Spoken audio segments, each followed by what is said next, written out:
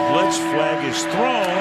There's your first down and a lot more for Demaryius Thomas. Swing and a shot by Freeman. Deep into the night. Back-to-back homers for the Braves.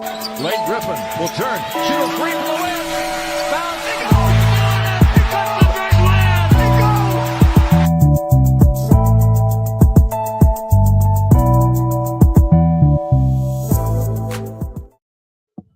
All right. Good evening.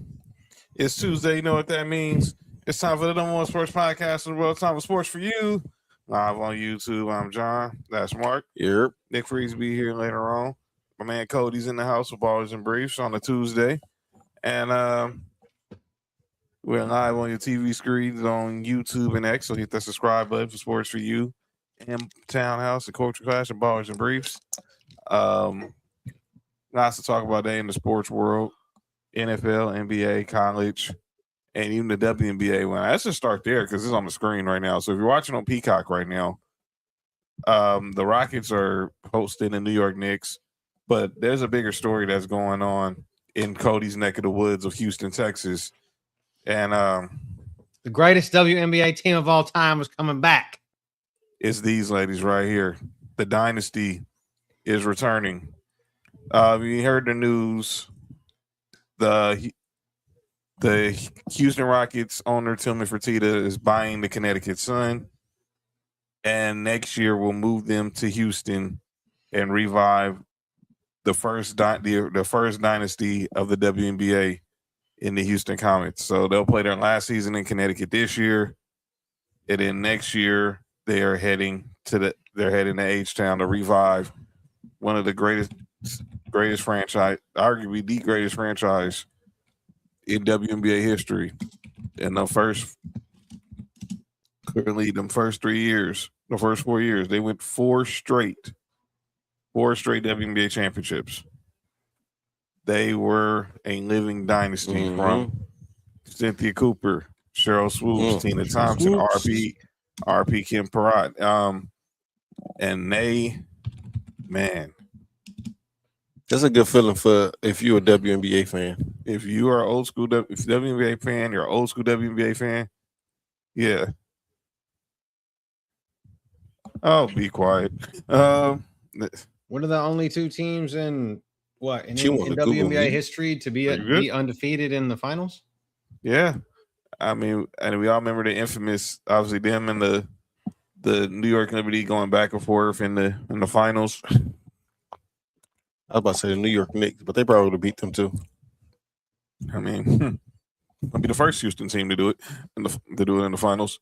And we all know the Liberty, that infamous Teresa Witherspoon half court heave, but the Comets would only win 4 titles. But this is just good news. I'm happy for this. Shout out to the Fertittas for bringing this dynasty back home where it belongs. So this is crazy that we don't have to.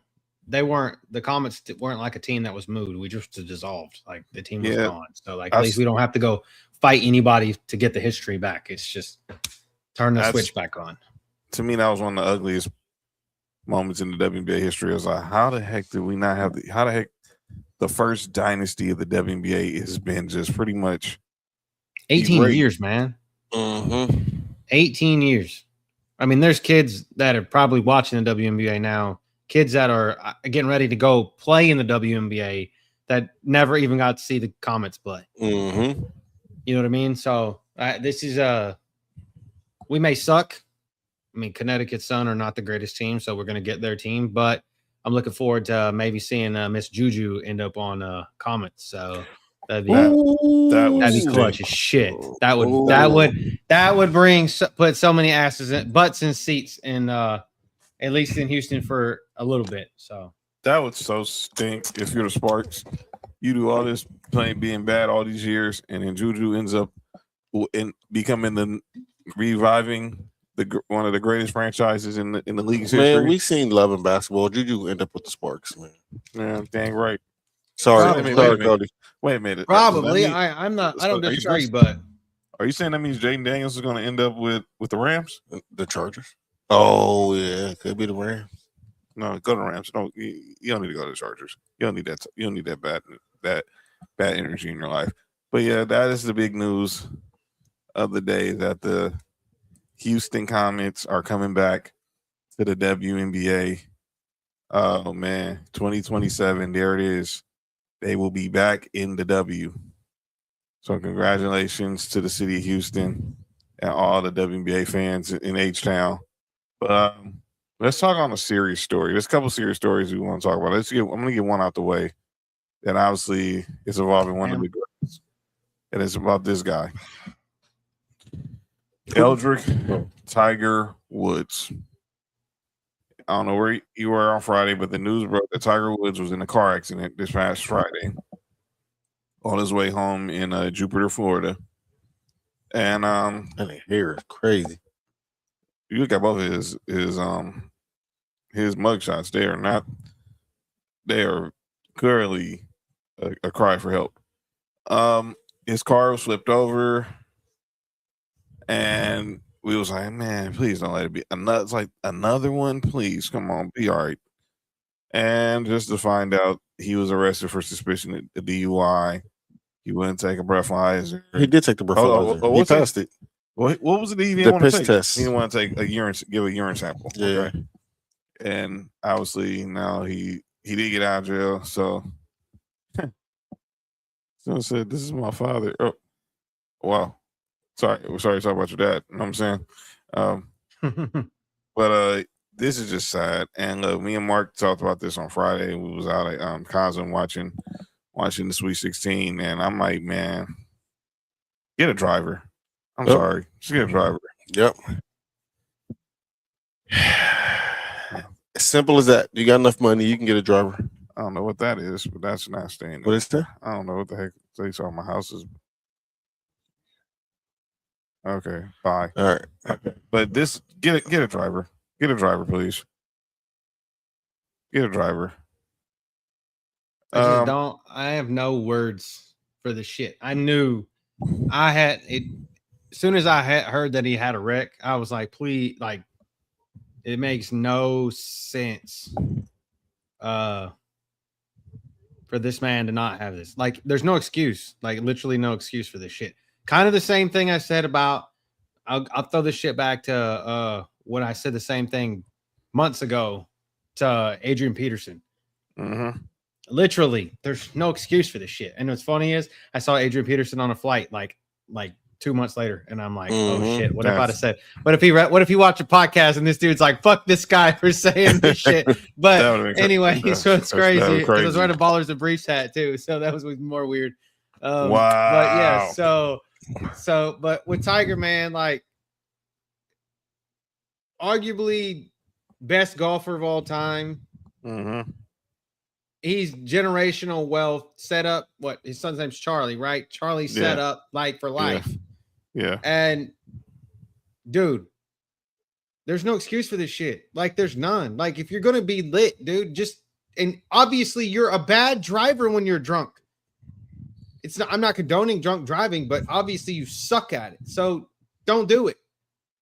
Don't do it at all. You're not very good at it, and it's bad. And you're a face of a sport, literally. So Cody on that one. Yeah, I don't get it.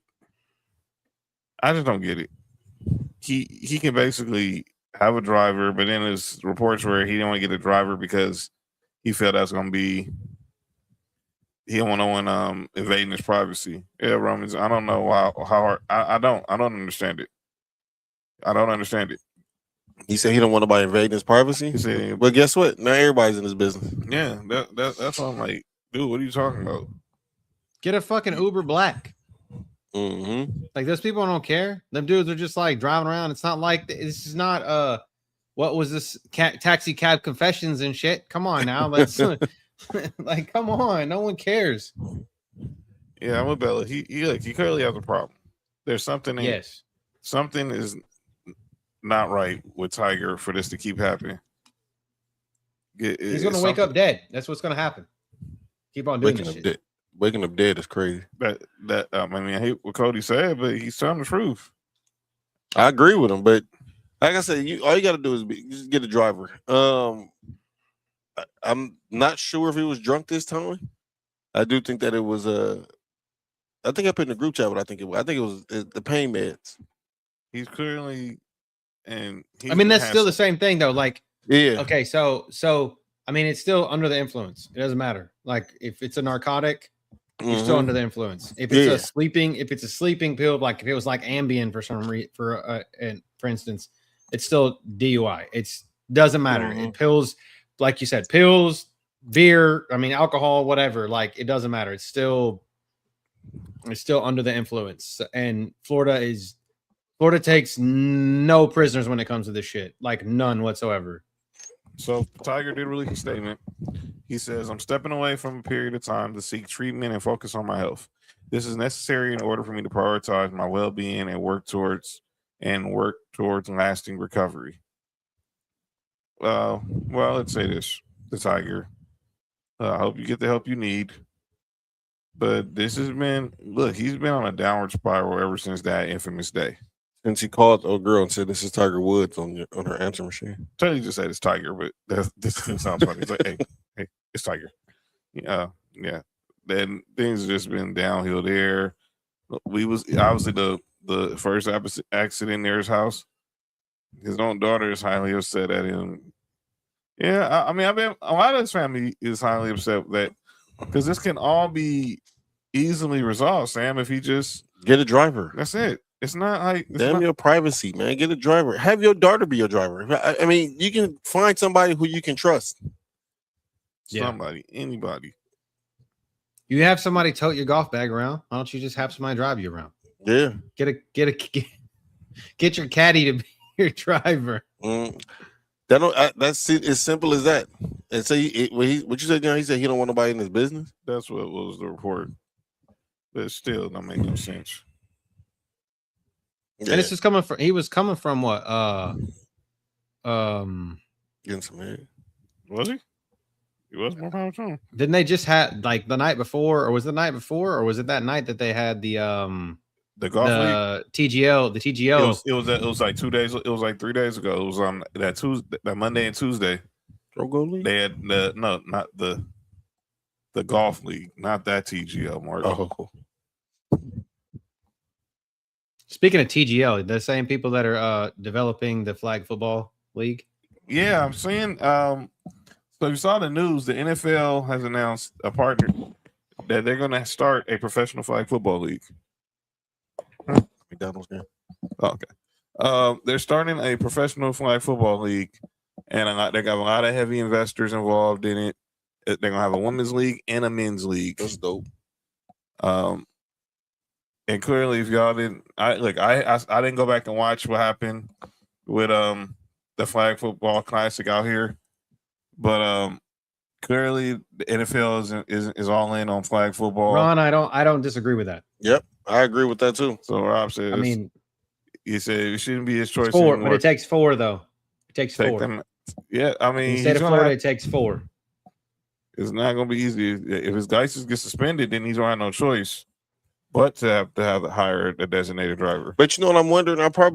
I'm thinking that somebody in his family has tried to talk to him about getting a driver, and he keep denying it. That's probably why people are so mad at him. I mean, because at this point, dog, I feel like the higher you are in stature and money, you shouldn't be driving anyway. You know what I'm saying? Like I feel like you should have a driver at that point, no matter what. You're Tiger freaking Woods. It should not be that difficult for you to get a driver. I mean, yeah, neighborhood driving around, driving back and forth to the course, that's one thing. But like when it comes to like being out and shit, like if I was that important, I definitely wouldn't want to be, for the simple fact of the matter is just more people are going to be trying to invade my privacy standing in front of my car when I'm driving, when I got somebody else to drive me around and do it for me, you know? So I don't know, man. It seems a little bit weird, but. Well, I pray he gets the help he needs and move forward. And obviously, his golf career is pretty much over. Sam, yeah, hell yeah. Sam, so I want to be a driver. I don't blame you, Sam. Yeah. Get the check. But you wouldn't have to pay me much. I wouldn't have to be. I just want minimum wage just so I could sit and maybe listen to Tiger talk. But maybe that's the problem. He doesn't want to talk. Maybe that's his thing. He doesn't want to talk. Maybe he doesn't want to talk. Maybe he doesn't want to have a conversation with anybody. And maybe he just thinks it's weird riding in a car with somebody being quiet. He needs to do something, because this should not be happening all the freaking time. Where this is this his third accident or a second? Third. Yeah, the one he had two. He had the first DUI he had back in 2017 back in Jupiter. Then he had the accident out here in LA during the Genesis Open when he rolled down the hill, right? Yeah, and then obviously now this one. So just hopefully he gets the help he needs. And dude, you're sponsored by Genesis. You can't tell me Genesis can't get you a driver. Heck, my mama drives a Genesis. Should drive you. You're paying the right price. We're talking about Tiger Woods. Don't offer up mom services like that. I'm just saying, if you get a free Genesis, if you give her a free Genesis, probably. You give me a free Genesis, I'll drive it.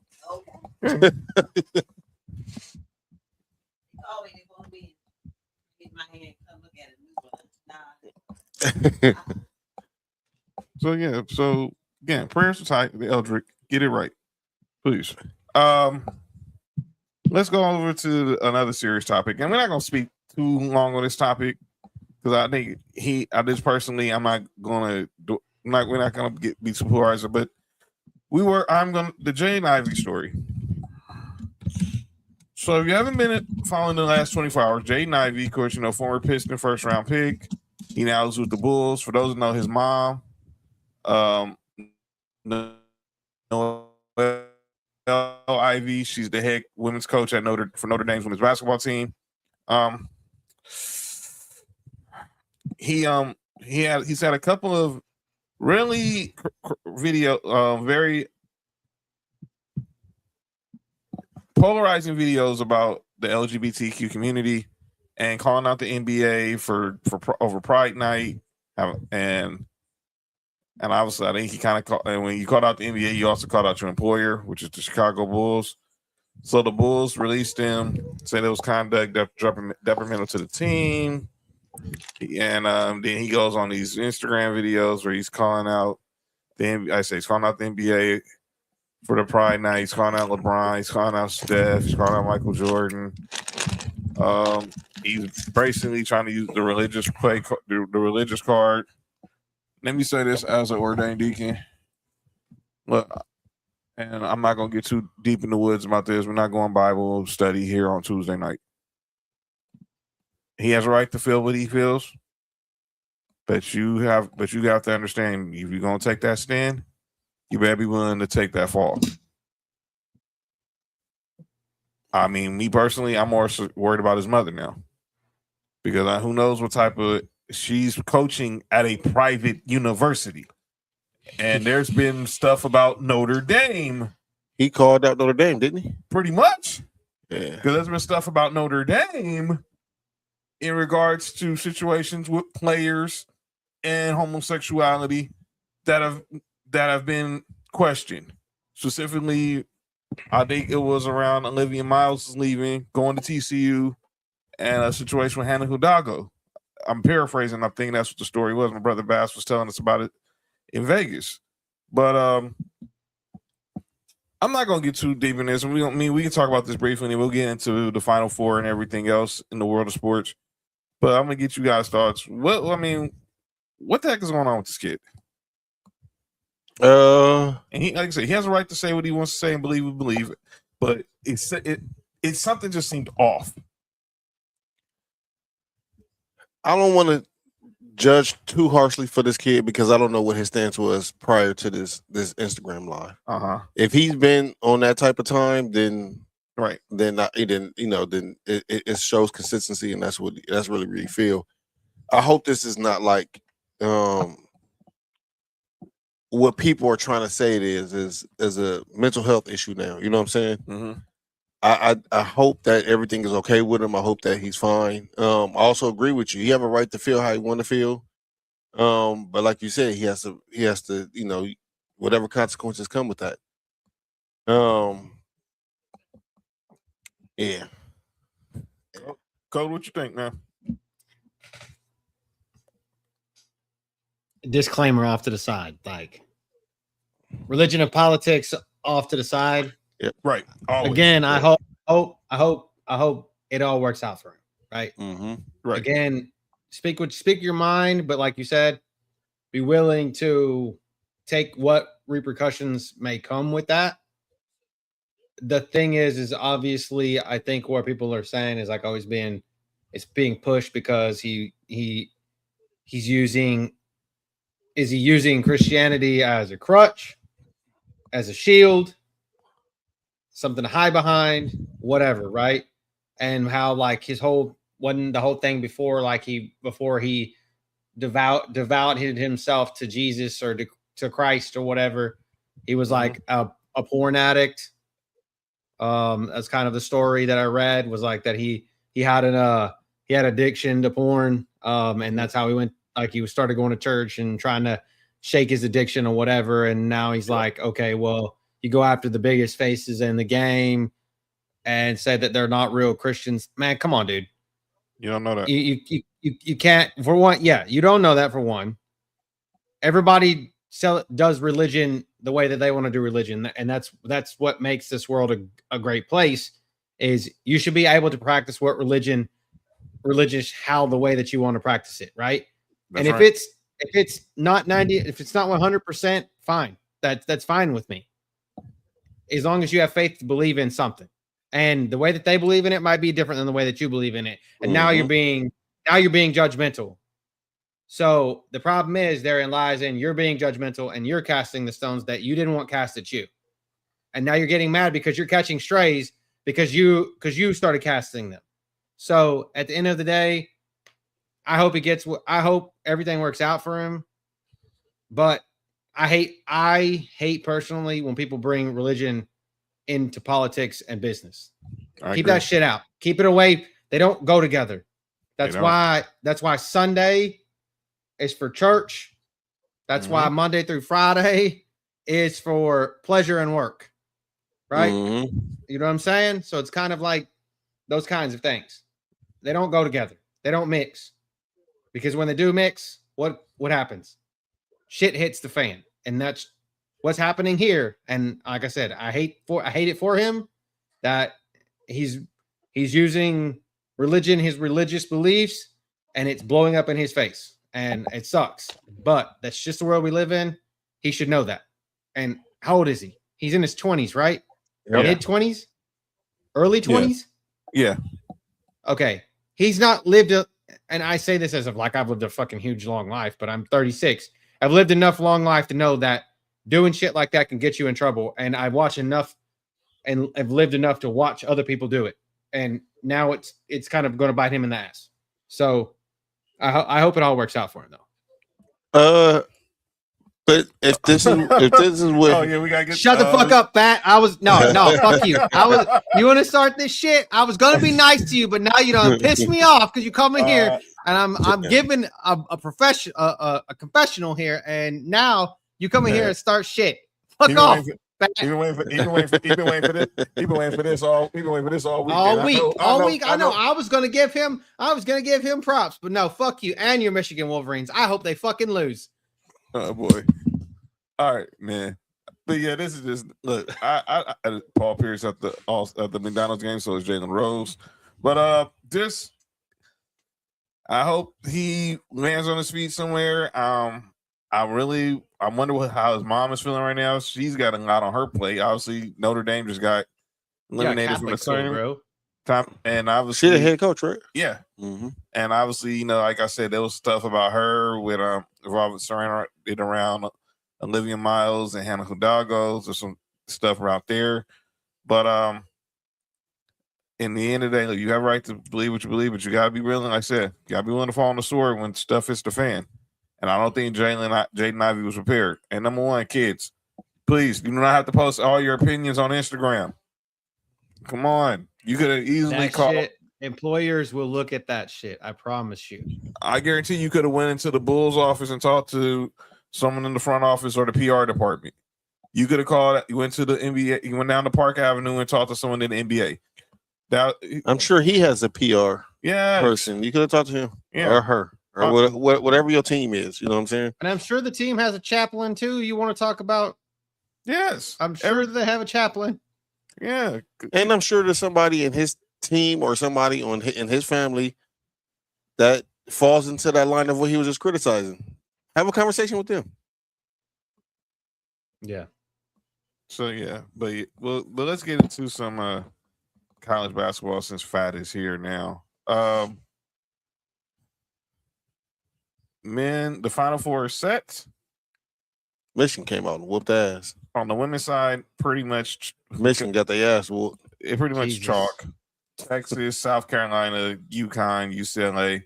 We're gonna get a rematch of the national championship Friday with UConn and South Carolina, and then that'll be followed by UCLA and Texas. And then the national championship will be Sunday afternoon, Easter Sunday afternoon in Phoenix. The national championship, yes. And then this Saturday, we have the men's Final Four going down in McAfee Country, Indianapolis. We got Arizona against Fat's Michigan Wolverines, and we got Illinois versus the Cardiac Kids. you already know. I can't wait. Hey, Fat, make sure you're available on the 23rd for the draft show because you have to come on when the Bears pick. So just make sure when the Bears pick that you go take a break around that time. And because I think you and Cody eventually got to have a face-to-face talk. All right, but this look at how these we'll get back to the women, but on the men's side, Arizona beat Arkansas, whooped up on Tennessee. Michigan, same. I mean, they went ahead and whooped up in their game as well. Illinois, but shout out to UConn. UConn goes and wins on arguably the most. I don't even know how to explain what happened with UConn. I just left the house and I saw the highlights, and I went back to watch the highlights. Mm-hmm. I'm like, that didn't happen. Shout out to Jason Crow. Inglewood's on in the build. Whoa. What happened? Jason Crow averages 44 points a game. Yeah. Damn, Inglewood must be sorry. But golly, dude. Oh, you should have threw the alley-oop, sir. He's going to Missouri, and no surprise, his pop's going to be on the coaching staff. Missouri got a top 5 recruiting class. I just want everybody to know that. They got, I think, 2 or 3 players in this game. Yeah, and obviously one coming from here in the city of Inglewood, Jason Crow Jr. Is here. And joining the show now, obviously, the one and only Nick Freeze in the building. Nick, what up? What it do, family? What up, going on? We're talking about the men's Final Four. Oh man. Look, it's gonna be a couple good games. So we're gonna get Arizona versus Michigan, and then we're getting UConn and Illinois first, and then we're gonna get Arizona and Michigan. Nick, man, what the heck happened in that UConn Duke game? That right there is the main reason why we love March Madness, because it's literally March Madness. That sequence was absolutely crazy. I've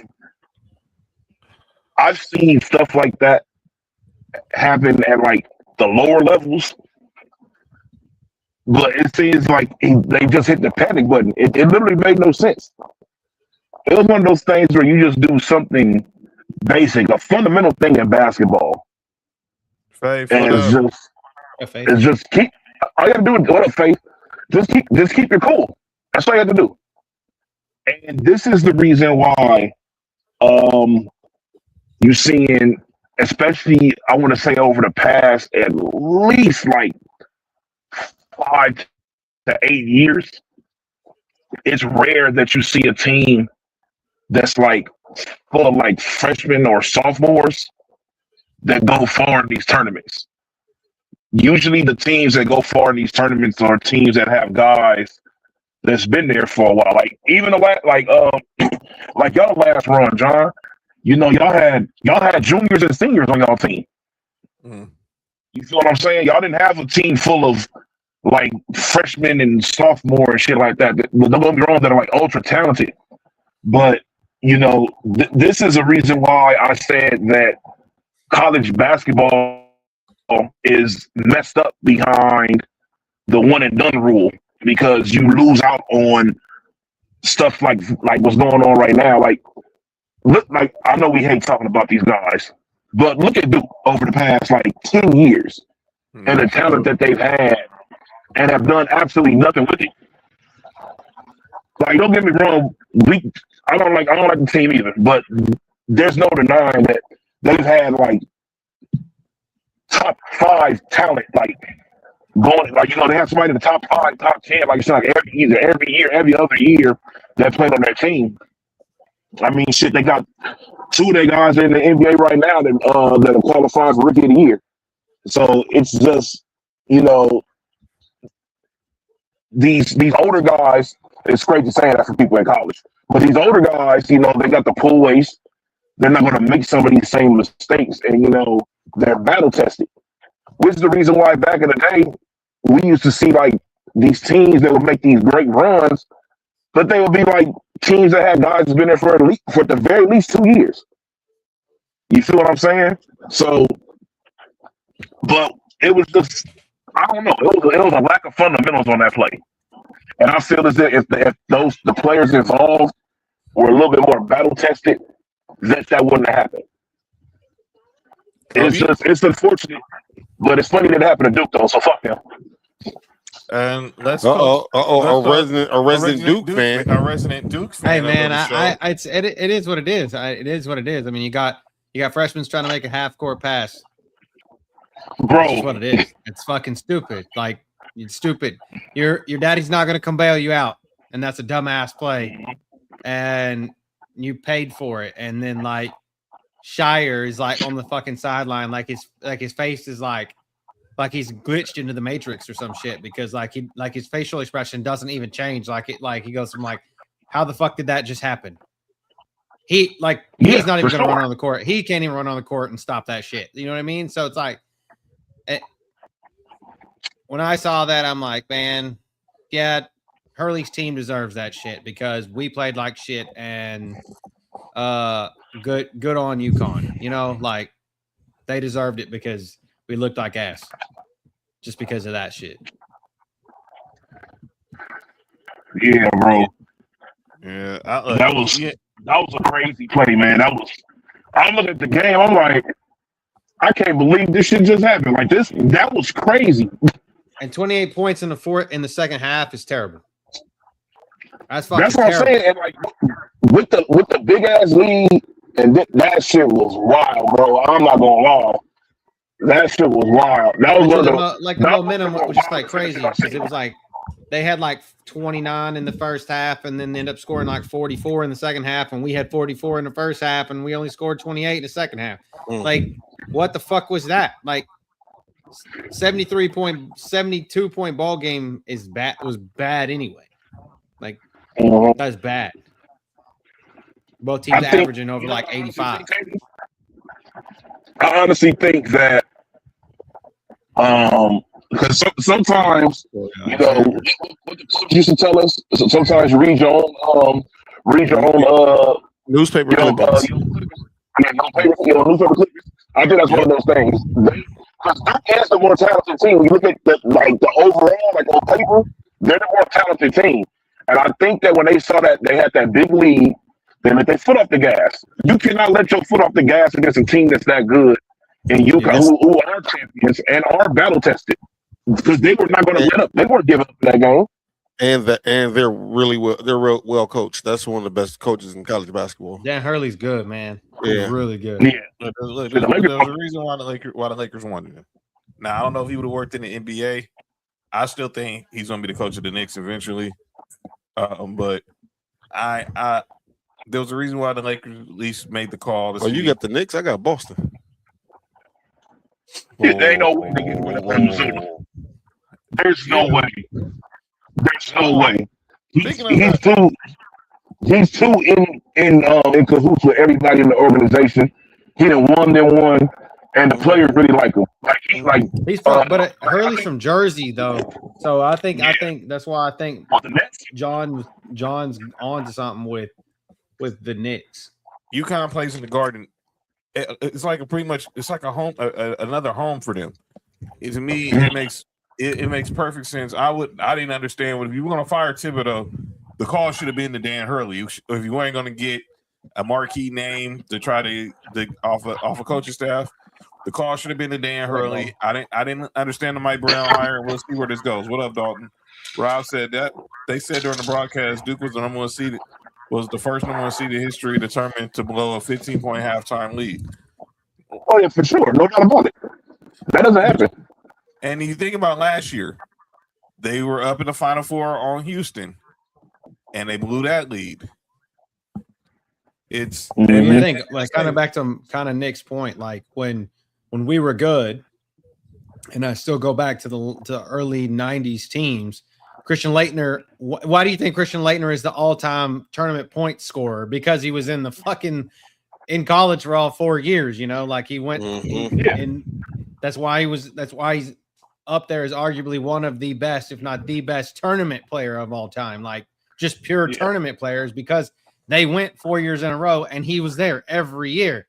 So it's hard when you get good players and they're good enough to where they can go jump ship and make money. And that's kind of what I was hoping, like, oh, well, the NIL would kind of help that, keep players like, okay, well, I'm going to go to a really, really shitty organization in the NBA, like a really, really shitty organization. Or I can sit here and make a couple mil here playing college basketball where I'm just that much better than everybody else on the court on a team that's that much better than every other team, or I can go to a really shitty NBA team and suck really bad. So, but do y'all think Cooper Flagg and Con Knippel could beg differ, I guess. Do y'all think that there should be a minimum or 2-year college basketball?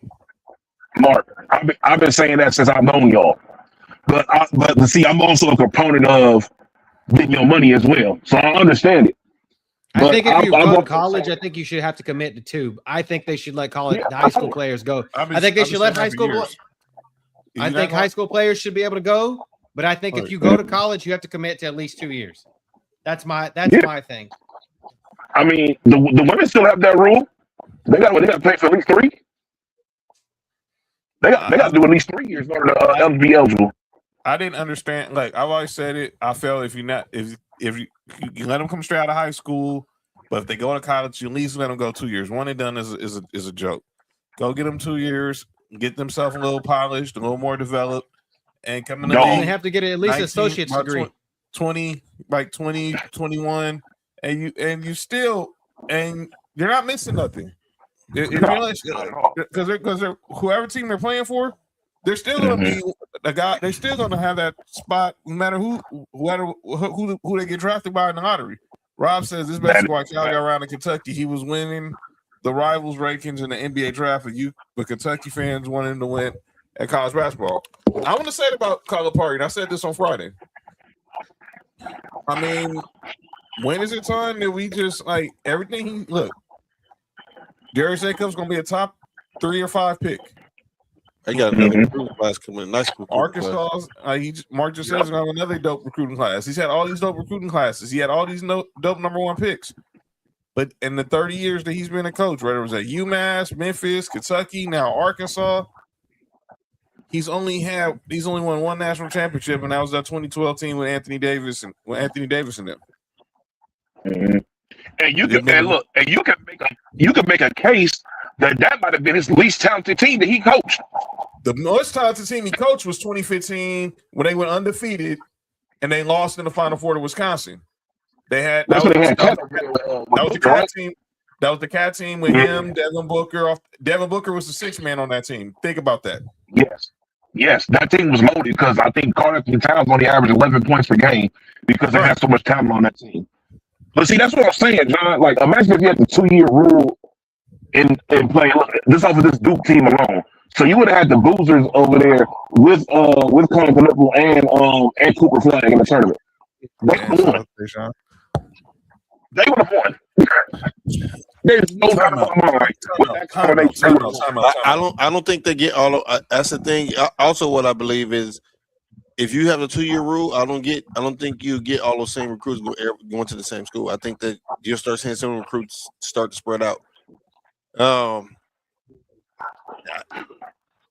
with you. I agree, but I think in this particular case that wouldn't happen. Off the simple fact that the dad was already a alumni, I think that would have been, there's going to be a couple exceptions to the rule, but overall, I do agree.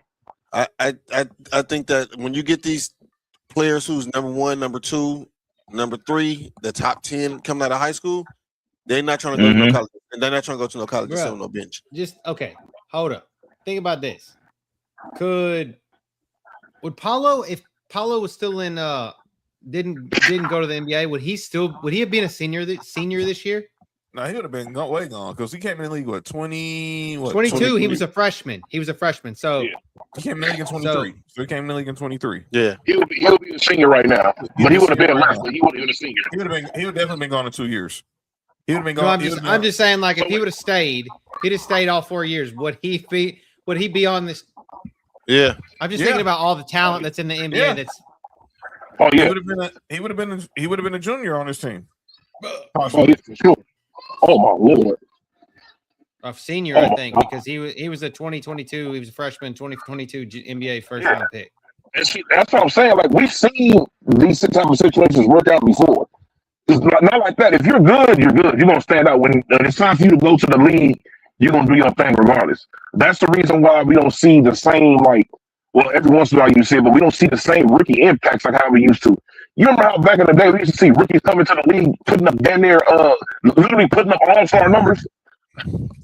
Yeah. Some niggas putting up MVP numbers. Jordan. Yeah. You don't see that no more. Well, again, that's goes into what we've been saying. Most of these players coming out, they're talented enough to play in the NBA, but they aren't polished enough to play in the NBA. And like y'all was saying, the 2-year, maybe even 3-year players, you'll start seeing way more production. Because you got to think, dog, most of the time, for the average rookie, they don't really start making that really kind of big impact until they second, third year in the league anyway. That's right. Exactly. You know what I'm saying? Go ahead. I said it's just one of the things where you learning how to play basketball. It's a rare find when you can find a player who's 1 year out of removed from high school or just out of high school that can come in and put those kind of numbers in. You need to learn how to play a different level of basketball. Ron. That ain't a lie. Rob Corey Maggette. I remember when it was a big deal when Corey Maggette was the first Duke player to leave early. I remember Corey Maggette was the first because what? Wait a minute, because he left. Wait a minute, he left after sophomore year, right? No, he was a freshman. Yeah, He was a freshman. When Elton Brand left, he was a sophomore. Elton Brand left after his sophomore year. Well, oh my Lord, Elton Brand, fam. Elton Brand, look, I don't like Duke, but Elton Brand one of them guys where I'm like, yeah, he gets a lot of respect. That's not just because he's on my team either, but Elton Brand was a dog. Yeah, that's how I feel about Jason Williams. Yeah, I hated Jay. Yeah, I hated Jay Williams. No matter what team he was on, dog, if you on the Rivals, if you're that guy, you're that guy, and I don't give you respect. Jay Will was one of those guys to me that was kind of like, what if? Oh, he definitely wasn't going to be great, but he was going to be good. He definitely was going to be good. That damn motorcycle accident, man. Ain't that what happened to Markel Fulton? Never mind. Relax. But yeah, so real quick, and then let's go back to the women, and then we'll go to some other topics. Let's make our pick. Well, Nick just stepped out. I want to see who we got winning the Natty. So let's go with the first game. So Illinois, UConn. I got UConn. You got UConn. What about you, Cody? Huskies all the way. Huskies. I got UConn too. I think it's unanimous there. I think Nick's probably gonna pick UConn too. But this game right here, I said Arizona was gonna win the Natty. Sorry, Fat. But man, I said it too. But man, look, I don't watch the Michigan team, and maybe because I was with Fat in Vegas watching them, and then I had to watch them the last couple weekends. This Michigan team has that it factor. Yeah. Like that factor when you don't know what it is, Michigan has that. I'm still picking Arizona, but boy, I am not confident. Yeah. Unless Tommy Lloyd wants to lead to become the head coach of North Carolina. Huh? A Michigan coach? Arizona coach? Mm-hmm. I got Arizona. I think it's gonna be a really good game. Yeah, I got Arizona, man. So if that's the case, Cody, who you got? I'm gonna take the Arizona here because everybody, it's a 1.5 point spread. Michigan is a favorite now because it's opened as Arizona as the favorites. I'm gonna go away from the public, and I'll take Arizona. So and Fat, if Michigan wins the national championship, I will come on here and give you a formal apology. So our boy Robert Wilkins says this. Just checked. It was Maggette, Brand, and William Avery. They were the first 3 players to leave Duke. I remember that squad. Okay, Fat said we all gonna be 0-3. As you look at some of these legendary McDonald's All-Americans, see Jalen Rose, Paul Pierce, Jamal Crawford, Baron Davis. Nick, who you got? Arizona, Michigan.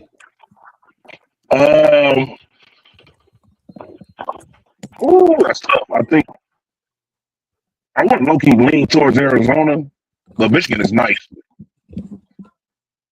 Michigan is nice. I think I got Arizona. Oh, Fat said we're gonna be 0-4 then.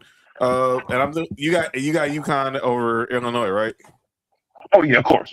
I got UConn winning everything. You got UConn winning it all. I got Arizona winning it all. I got UConn winning everything. All right. I thought UConn's biggest threat was Duke, and Duke's out of here. So, Bryce is gonna lead Arizona to a championship. Hey, that's funny as shit. You know who he looks like? He looks like James family alone, man.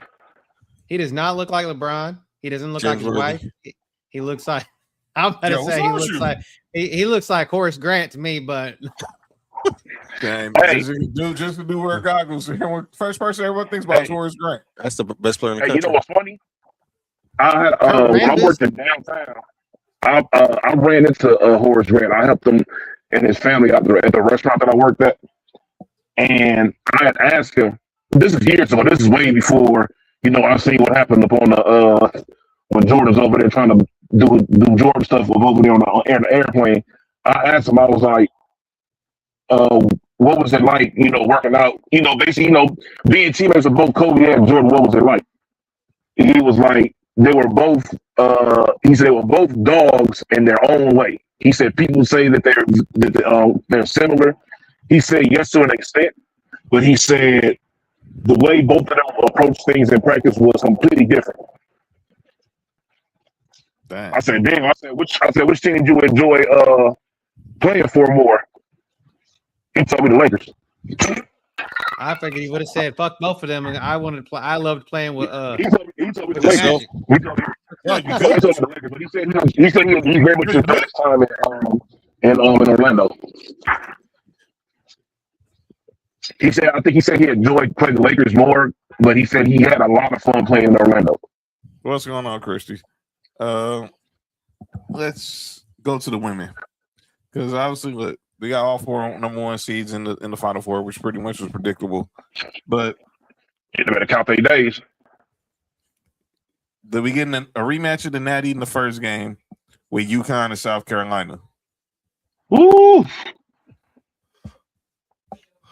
UMass and South. Who? UConn and South Carolina. Say UMass Marcus can't be playing for them.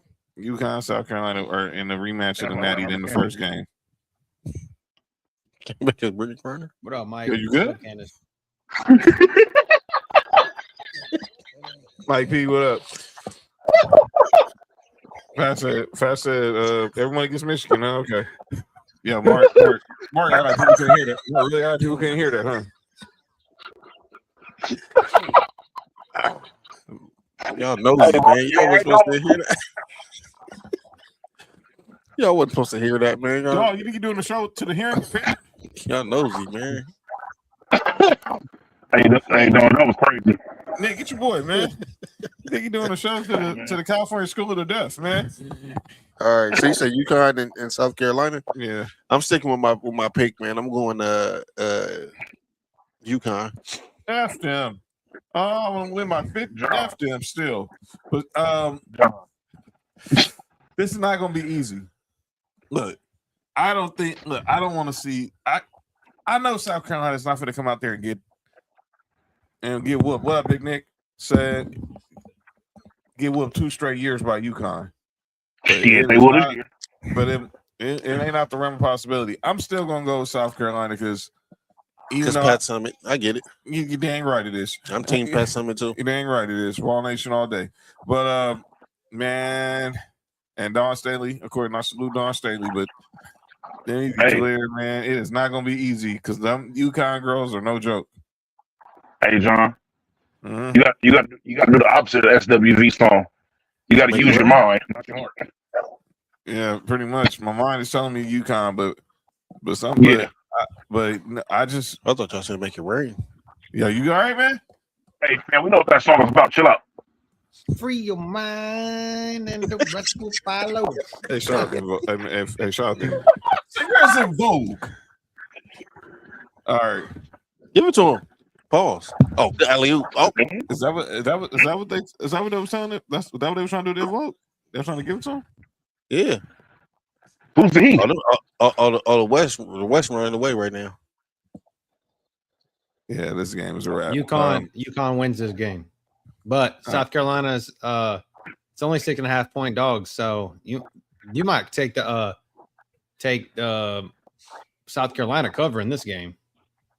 This is gonna be a close game. I feel like she is one fucking possession. One possession. Not 3 or 2. 1. Yeah, this South Carolina team is pretty good. But they usually are, but still. All right, and then in the second game, they better count that down something. You already know what's going on next year. Is the kid from Sierra Canyon again? He might be. What's his name? The kid from Sierra Canyon. By the way, I think Jay. I'm saying minus 15. Brandon McCoy. Jesus. I think. Wait, who's minus 15? That's what he said. I'm saying minus 15. So where are you getting that at? Please tell me, because I'm going to find someone to put a bet on me for that. Yep. For that. I'm looking at the line right now. Now, the line I see is UConn minus 6.5, like Cody was saying. Minus 15. Tell me where you're finding that. Minus 15 is wild. Now, unless you're saying they're going to win by 15, I can understand that. But now the line is minus 6.5. Yeah, minus 15 is crazy. And the line for the next game has Texas minus 1.5 against UCLA. He's just saying that. That's very possible. That's possible they win by 15, but I'll take that. I'll take those points. That's 6.5. So they 15 is crazy. UConn to win by 7 UConn basically to win by 7. Yeah, I could see that, but I'm picking South Carolina. I feel I'm gonna be wrong as hell. And this game gonna be on during our show on Friday, and that's UCLA, Texas. I got UCLA. I do too. Yeah. I saw my boy Mike Patton said Texas. Anyone? Not today. It's gonna be the Lady Bruins, and then we're gonna get probably UConn. I mean, it's probably gonna be UConn, UCLA, and the Natty. I want to see South Carolina bounce back, but I think it's gonna be UConn and UCLA. I hate hearing that. I said a couple weeks ago. I mean, I think last week or the week before it's gonna be UConn, UCLA. That's who I had picked in the. That's what UConn. Bracket.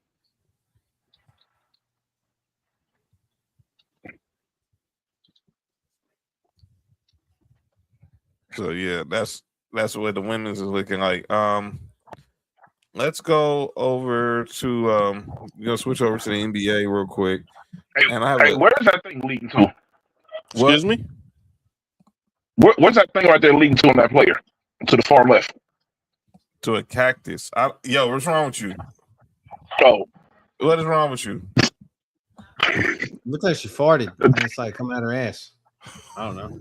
Nah, Nick ain't slick. I know what he's thinking. It's a rose. No, ain't a rose, but it's so. You can buy those things at CVS and you go look hard enough. Nick ain't slick. I know what Nick is thinking, man. I can read Nick's thoughts. That four, he sees that four shooting in the sky. I know he ain't stupid. I ain't slick. You ain't slick. What? You ain't slick. Man. That's terrible. That's he might be going to Michigan. Brandon McCoy. Yeah, okay. That's all. And the West is pretty much on the East. And he reclassified. He was the number one junior, reclassified to be a senior. Okay. How the fuck can you do that? Which Gilbert Arenas' son did the same thing. He reclassified. Wiggins did it. Yeah. Oh, this is high school. You're Right? playing against high school. younger than you actually playing with the kids of your age. Right. What? Hey, shut up, Sam. Yo, I know exactly what you just tried to do, Mark. That ain't. I didn't say nothing at all. I didn't say. All right, man. Mark. We know, man. Come on, man. Shoot, something wrong with your boy tonight, man. I don't know what's he on one. I didn't say nothing at all. All right. Let's go to the NBA right quick. Some of the first names that are going to be in the Basketball Hall of Fame were announced. Were reported today by Shams, and so far we know these four will be inducted in Springfield during the fall. Why Doc Rivers inducted? He's going in as a coach. Dana Daladon, Candace Parker, Amari Stoudemire, and Doc Rivers are all, according to Shams, will be inducted in the Naismith Basketball Hall of Fame. Those are some of the first. Or Mark Few. Is Mark Few not going to be in there too? I've read a report that Mark Few is also getting inducted. I'm trying to figure out when the hell happened to Blake Griffin. Blake Griffin should be in before Doc Rivers. Nah, he should be on it. Never mind.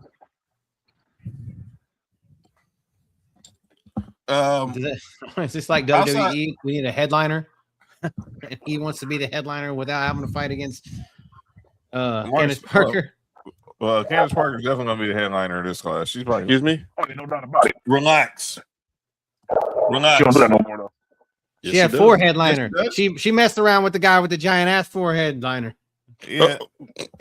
Ex-Duke player.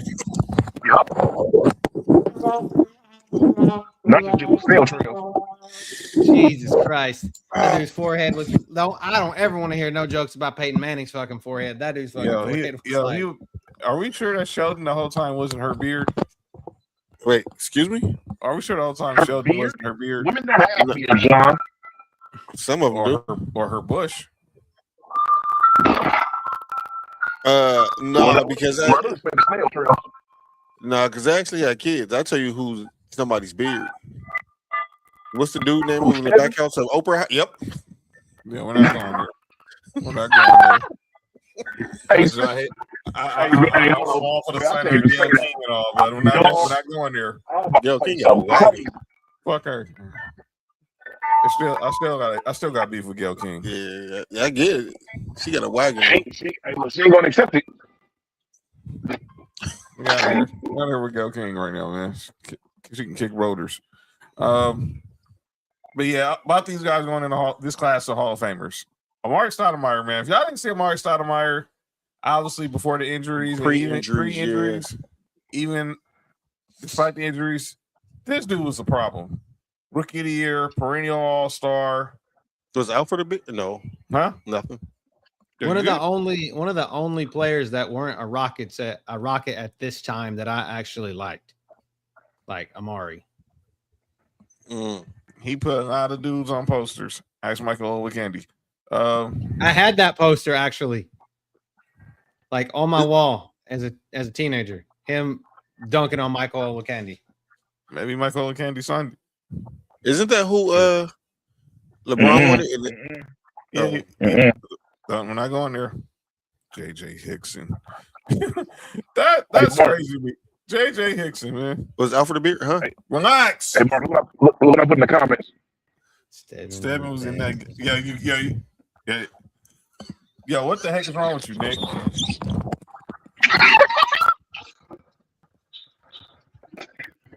Neverland League too, as well. Sheesh. All right, man. But Amari Stoudemire was a human highlight. Candace Parker, ultimate baller. Elena Daladon was a walking bucket. Mm-hmm. 3-time MVP. Yes, and clearly, if y'all watched her like in college, she was at UConn originally, but she ended up at Delaware. I went crazy at Delaware. Yeah, and you saw what she did in the league. She went second in the draft, but she went second in the draft behind Brittany Griner. Shut up, Hold up.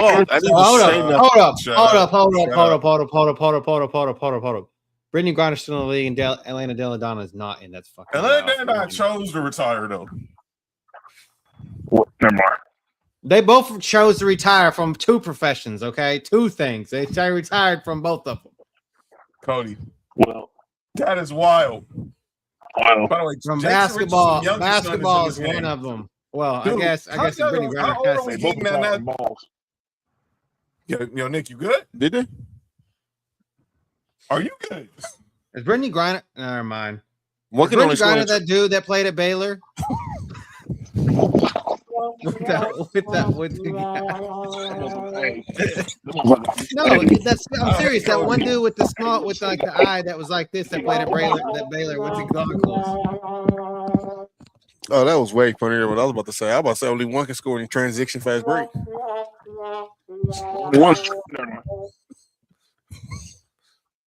Y'all good? Is everybody okay right there? Hey, yo, shout out to John. Was that really like marijuana they found in her pants? The sack. I'm out. I gotta go. I'm out. Me too. Hey, yo, me too. I'm not gonna never forgive her when she was at that pool party. I'm just gonna let slide on down. Just go away. Hey, look, I'm not falling for y'all. I'm gonna say something out of pocket in the comments. Hey, she topless and it's okay. Relax, Nick. All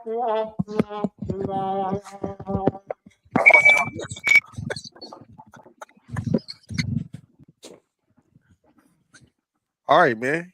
Everybody should stop. Yeah. What's wrong with y'all, man? What's wrong with y'all? How she topless and it was okay?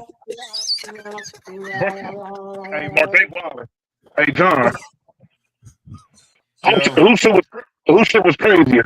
Brittany Griner at the pool or Tiffany Stratton before the surgery? Oh, bro. Dog, we're not doing that. All right. At least we know Tiffany Stratton was still a woman, dog. Unfortunately. No, well, we know that, but like I said, she said she wants to go into acting. I said, you're not Hollywood type. That's not your type. Yeah. Not at all. Oh shit! Hey, the show went off the rails for like about 2 minutes. My bad, y'all. Yo, John tried to get everything back in order. John was like Jason Richardson's son was playing the McDonald's game. Nobody cared nothing about that. There's Brandon McCoy. Okay. Brandon McCoy right there. There he is. Sierra Canyon product in the building. Yeah, that's crazy, man. Oh, it's hilarious. That's wild, dude. Y'all something wrong with y'all, man. But back to this Hall of Fame. Like I said, Candace Parker was a baller, and Nick just left it. And you guys made Nick leave the show, man. But Deladon was a walking bucket. But congratulations, we'll have the full class. They'll announce this Saturday, the morning of the men's Final Four. So we'll have the full class on Saturday. We'll recap it next week along with the Natties. So let's man. I saw this on Twitter, and I know this Mark would like to say about this. Oh, man. So I saw this on Throwback Hoops' Twitter account, and they had the top. Excuse me. The top. Wait. 10, excuse me. The top 10. Wait. Excuse me. I mean, take this list down. saying that's BS. No. I really have thoughts about this list. I don't. This should be this. Come on, Cody. Come All on. right, so This has got to be something that we talk about. It's top 10, so it's up for debate. Yes, it will be up for a debate. But there ain't no debate here. Why the heck is there's three people who should not be 1, 2, or 3? Let me be perfectly clear. I'm biased, so I stay out of this. Well, I'm not biased. I'll tell you. This list is way the hell wrong. I'll say it. Any list that don't start with Jason Kidd in the 2000s is whack. This is crazy. I'll say it. Chris Paul's number 2 on this list. You want to put Steve Nash number 2? I'm not going to argue it. I consider AI more of a 2 guard because he had Eric Snow in the backcourt with him. D Rose, not long enough career.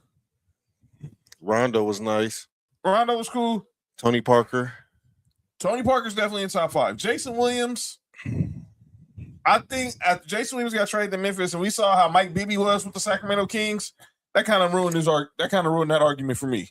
Baron Davis.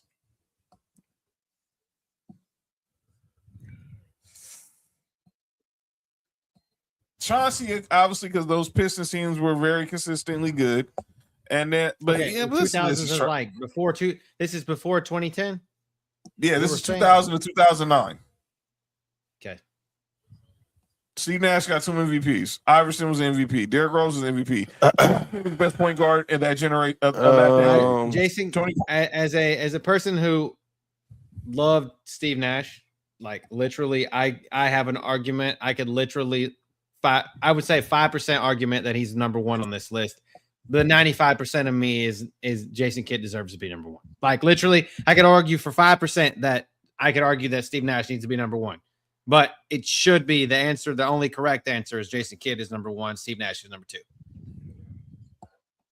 I'm not mad at that. For me personally. No, Jason Kidd's 1 me. If you want to put Steve Nash 2, I'm with it. CP3, but nowhere.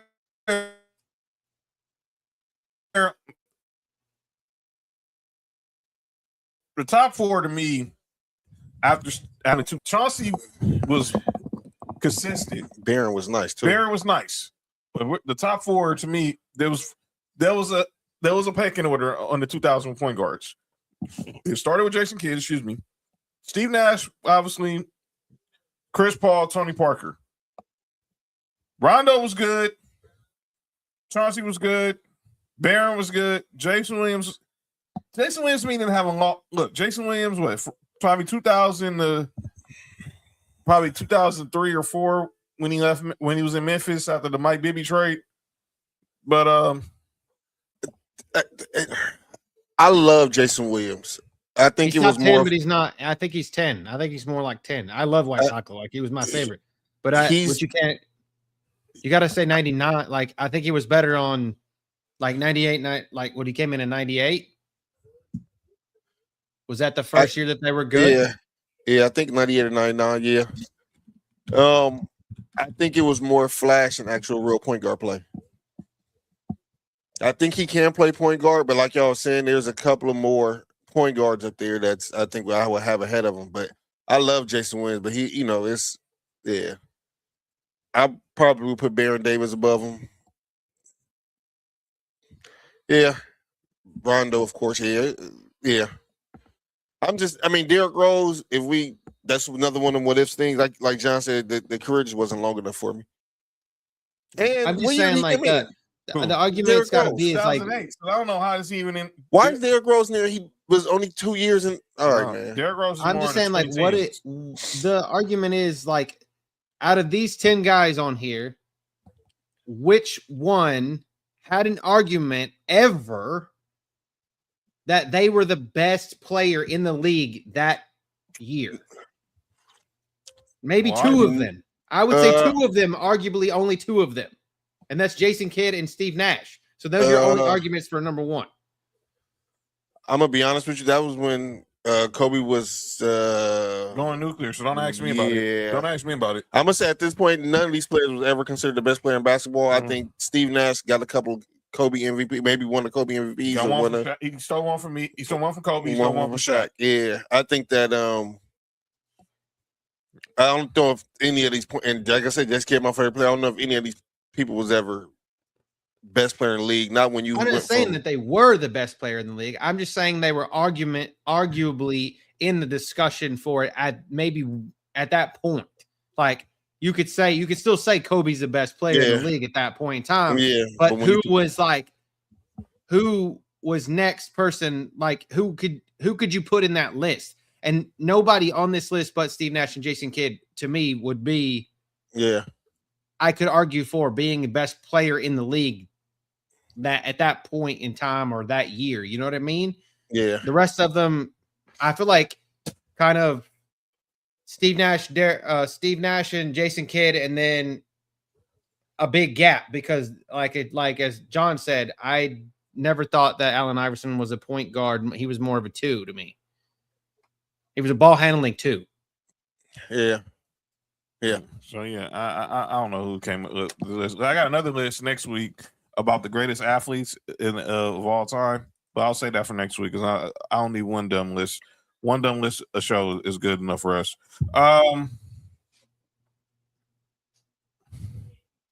Let's update on some NBA stuff. The standings are going down. The standings in the playoffs right now. The Thunder, the Spurs, my Lakers, they've all clinched playoff spots. They've all clinched playoff spots right now. The Pistons, the Celtics, the Knicks have all clinched playoff spots. The Nuggets also have clinched a playoff spot, and the Blazers and the Warriors have clinched spots in the play-in tournament.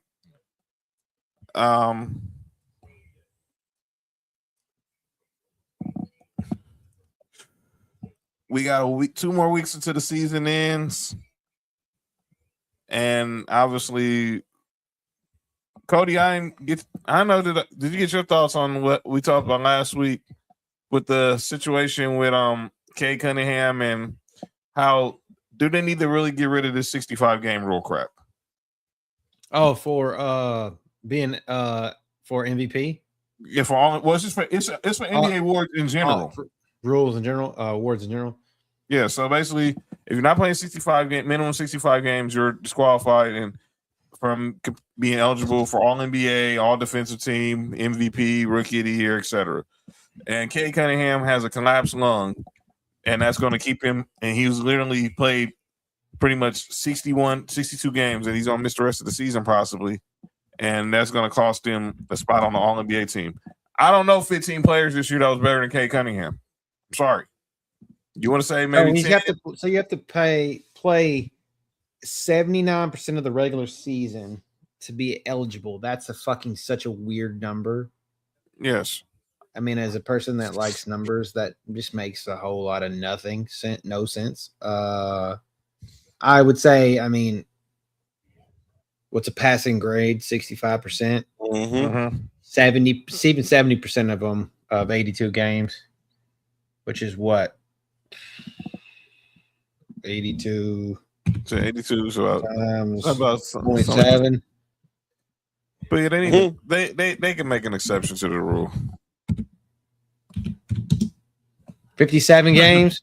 I would say 60 games. You said 65?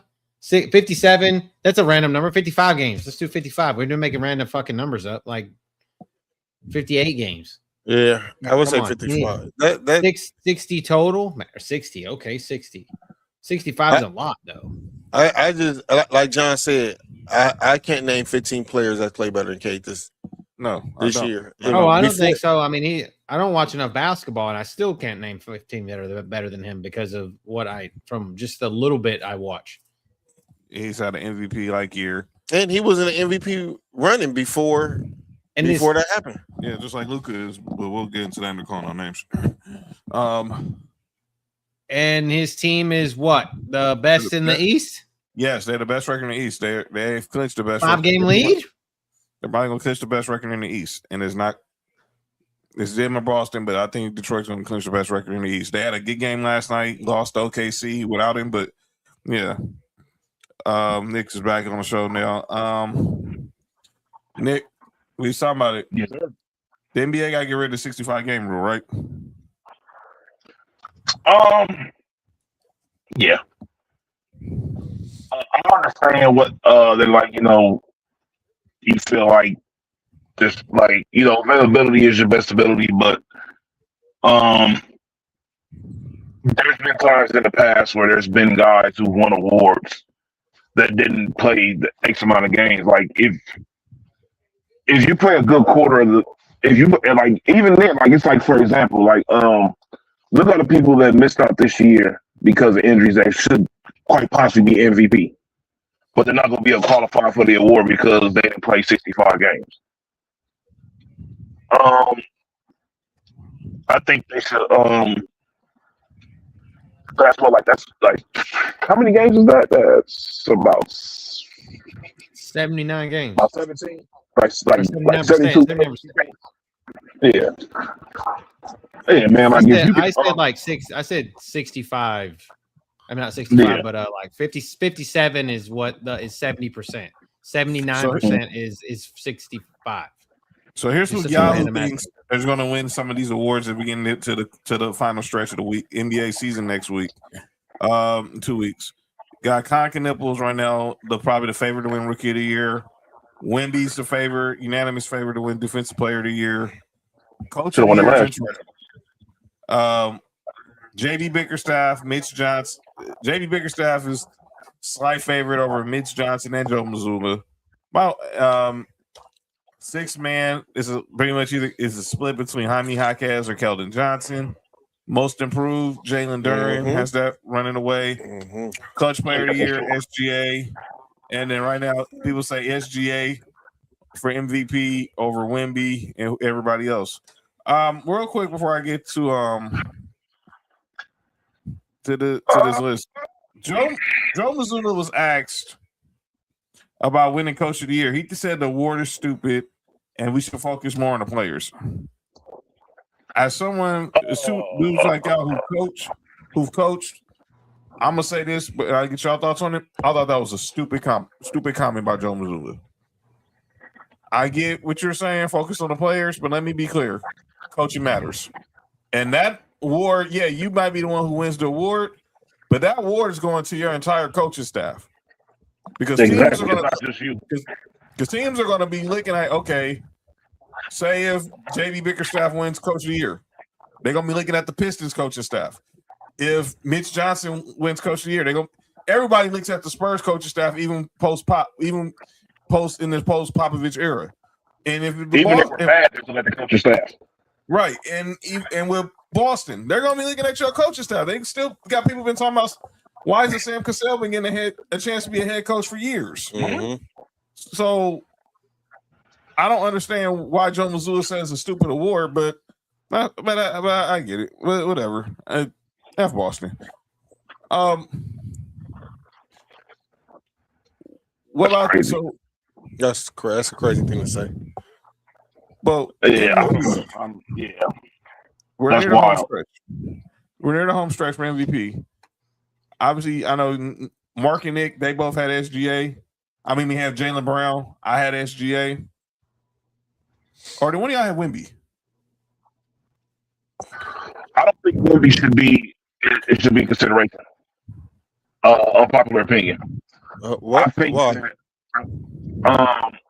think I understand putting them there, but me personally, I feel as if that prime example, like SGA is putting up has better numbers with this team having the better record.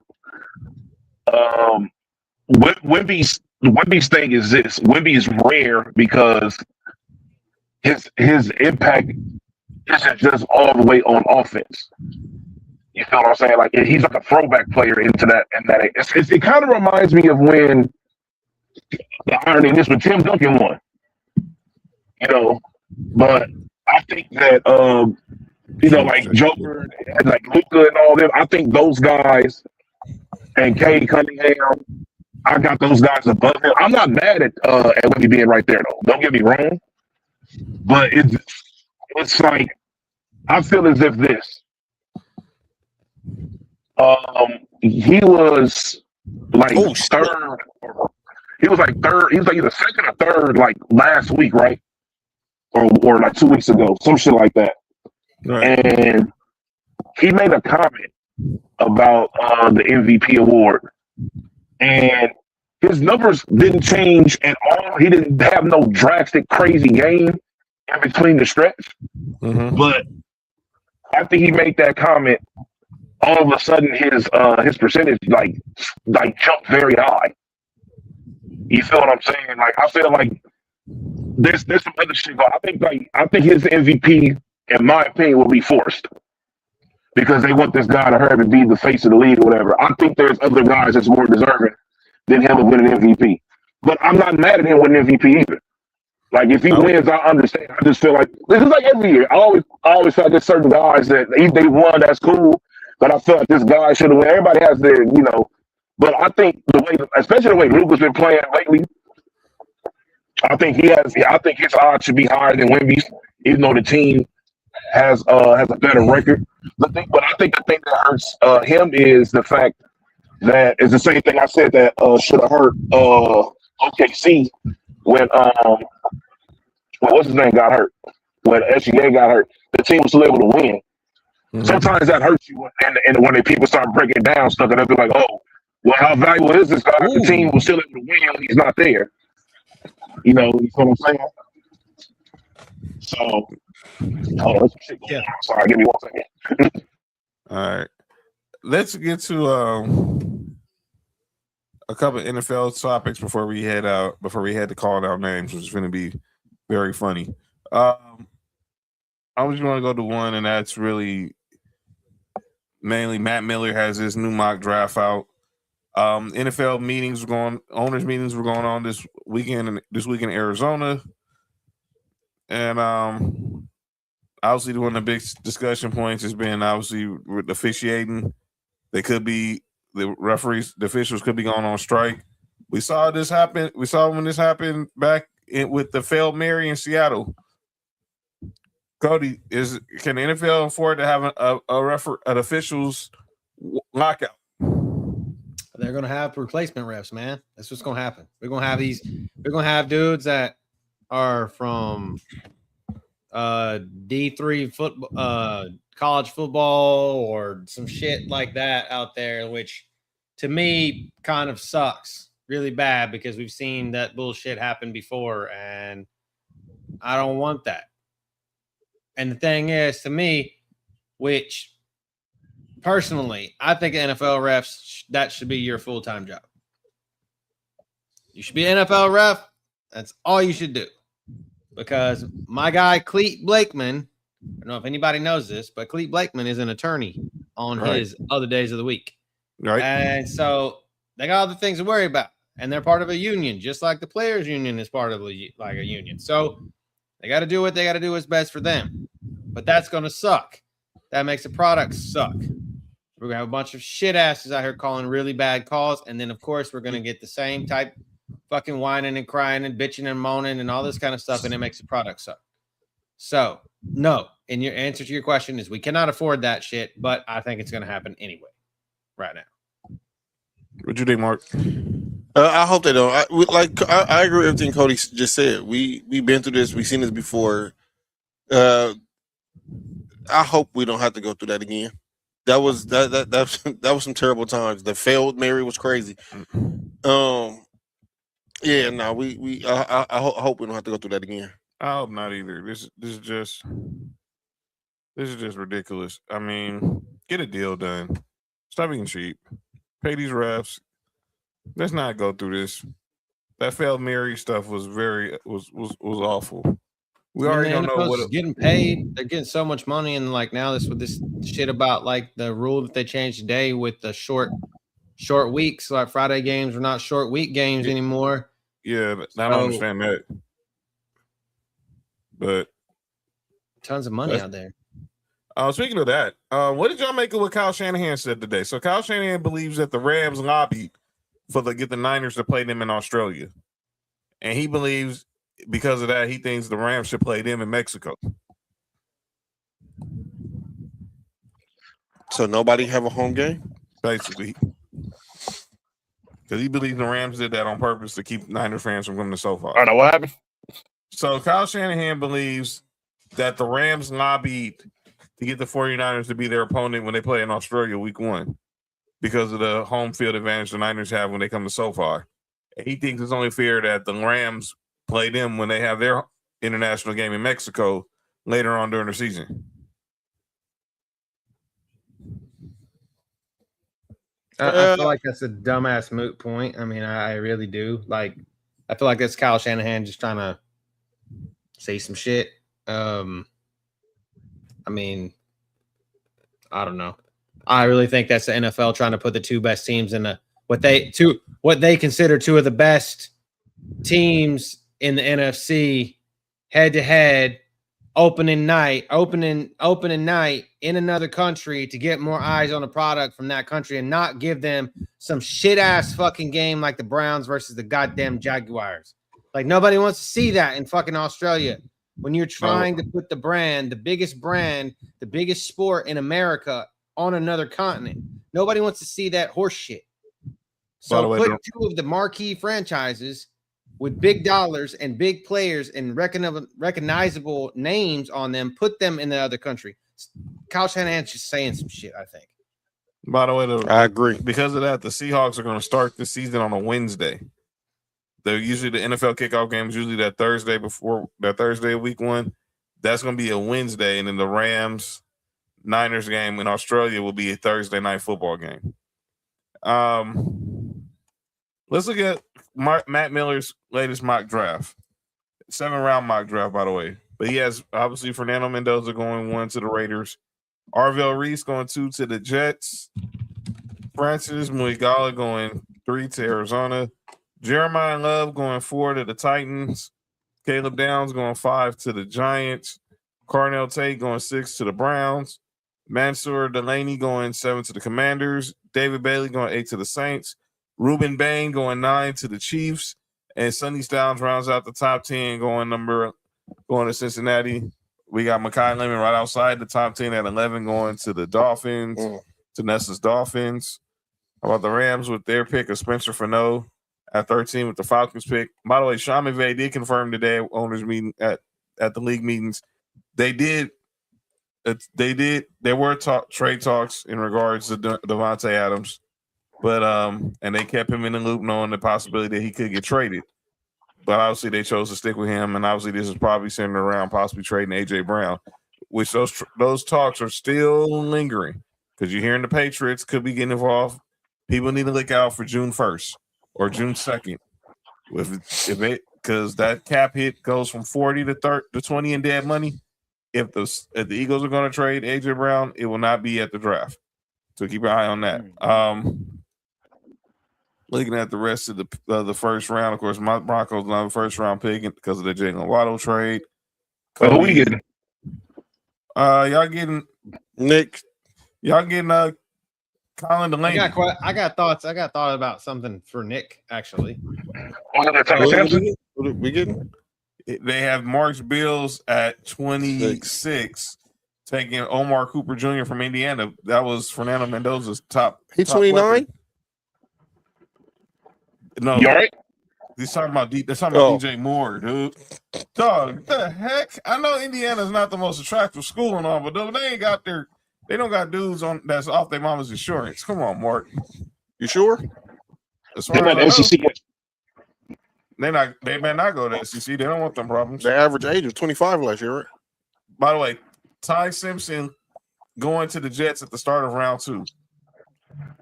Nick, he has y'all taking Denzel Boston in the second round out of Washington. Cody, y'all taking Caden McDonald from Ohio State. I need that nose guard from Florida. And if he's available with that pick, snatch him. How about the Steelers taking Garrett Nesmeyer at 53? Good God. Fuck that. Who's getting Jacoby Lane? Let me see. He got us taking Josiah Trotter out of Missouri. Carson Beck to the Cardinals? In the third round, Carson Beck to the Cardinals. He has y'all taking Cage Casey from Boise State in the third round. Nick Cody has y'all taking Drew Aller, the fucking 61. The Rams taking Drew Aller is what's wild. That's wild. Oh, hey, look, that's not a bad pick for them. I know. That's what I'm saying. It's wild because he's got some wheels and. Yeah, so Drew Aller, another quarterback, going to the Rams in the bottom of the second round. From the bottoms? Hey, bro.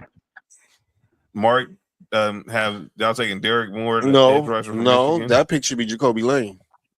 Yes, it should be. I don't even know where Jacoby. Well, currently they don't have Jacoby Lane unless I overlooked them. I did not see him in the first three rounds. There's no way Jacoby Lane better be available in the third round. No, we are not drafting another cornerback from Florida. Don't do that shit again, Brandon Bean. No, that's our boys. But look, we're 3 weeks from Thursday. The Sports for You NFL Draft Watch Party will be going on from live for round 1. And 131. He has him at Jacoby Lane going at pick 131 to the Patriots. Nick, damn. Jacoby Lane at 131 is a steal. There it is, right there. Cody said it. I'm sorry. Mark knows. Dog, he was so nice even last year when he was like wide receiver like 3. Mark, they got Oscar Delp going to the Chiefs. Holy shit. Oh, shit. Oh, great. Holy shit. Give Travis Kelce his heir apparent. Holy shit. Oh, no. Let's not do that. Another white tight end. Another tight end from Mahomes.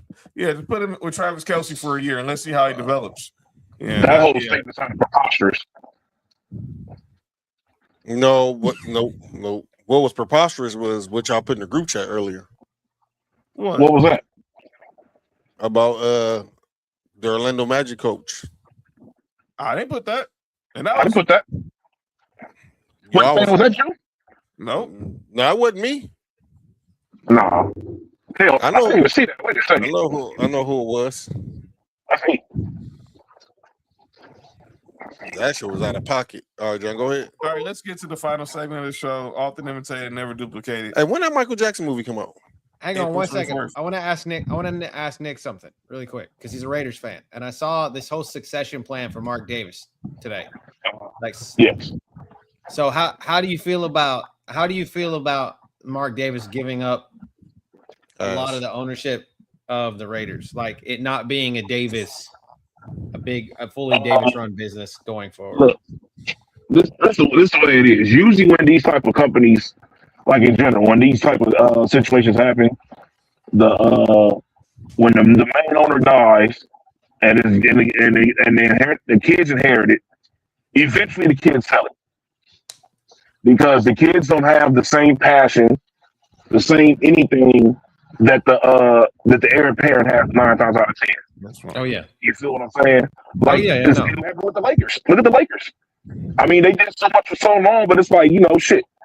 They don't have the same passion for it the way that the dad did, and there's nothing wrong with that, And the thing is it's gonna be weird that eventually it was gonna happen where Davis wasn't gonna be in charge of the Raiders.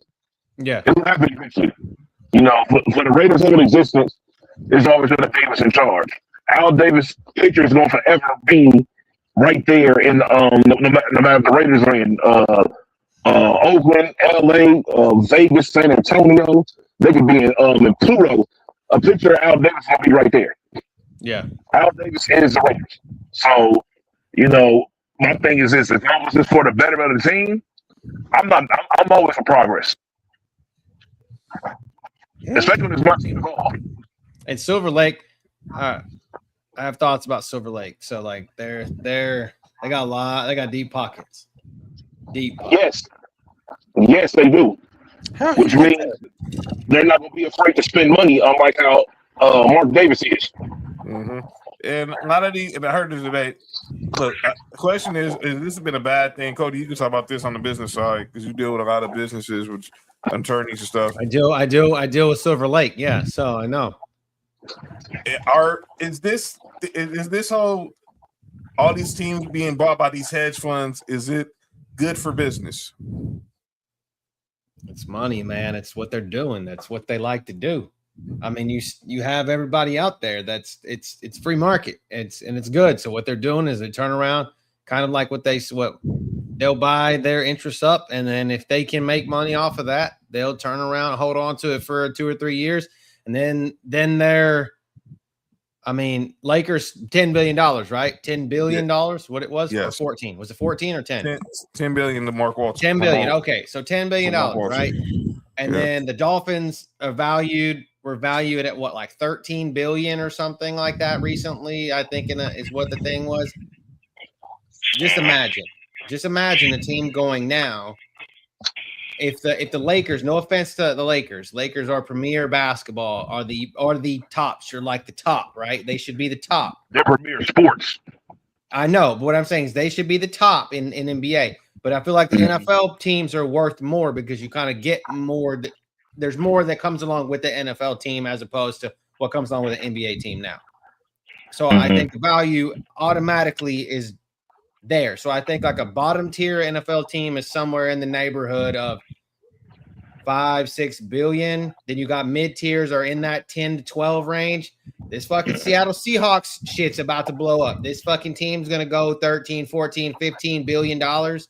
And if a team that's got a lot of money, if the Dolphins are valued at 13, you don't think the Seattle Seahawks are going to get more than that? That's insane. And so it's crazy that these teams are going to get that. So yeah, it's all about how much money you can bring into the market, and obviously with inflation and shit like that too. But it makes a lot of sense. Like it really makes a lot of sense. And then, like I said, Silver Lake is their pockets are. It's like a black hole. Literally, it fits very well with the Raiders because they have a black hole for pockets. And then look, Cody, you combine those deep pockets with the already iconic franchise and everything already. It just makes everything easier for you. I hope that they spend money for a team that that's got such a history like you guys have. So yeah, for sure. All right, gentlemen, let's get to the final segment of the show. It's often imitated, it's never duplicated. Some people say stuff in the sports world, they got to get called out for it. This is where we do it. It's time for calling out names. I'm going to let Cody lead off because when I saw it, I heard this literally in real time on the radio. So I'm going to let Cody lead off because I got a few people for calling out names who I'm going to get to, but I want to let you guys go first. I know who Cody asked for calling out names, and I'm going to just say, man, it's this has to be one of the most craziest quotes I heard today. Let's go ahead and get to it.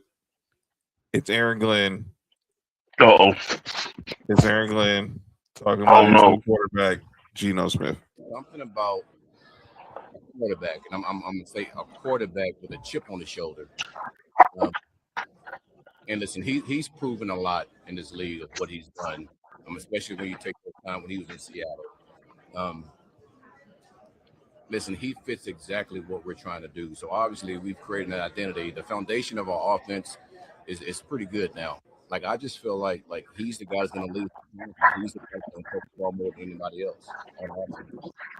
He had struggles, and I think a lot of quarterbacks, they have these struggles. If you look at over the last 5 years, the guy that's thrown the most interception. I mean, the top guys are up there. Something about. Go ahead, Cody. Pick me. The fucking promised land? I'm like Cody go first. The promised land. He's the Aaron guy. Glenn.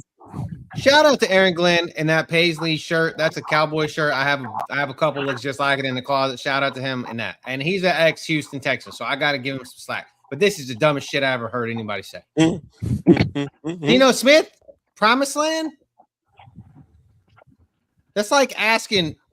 That's like having Abel or Cain from Cain and Abel take you to the fucking promised land and not have Moses. The rapper. Oh. That's this kind of shit. Like the dumbest shit. Why? He ain't taking you nowhere but to a 30 interception season. Nick? The guy below me, he's lived that life. The Jets fans have lived that life once already. Everybody shut up. All right, so look, here's the thing. I've seen this narrative online being painted that Geno Smith is still good. It was just the Raiders was bad and made him look bad in the situation at hand. Here's my thing about all that. When you're in a situation where all of your flaws can be like covered up, you kind of look good when you're on the field.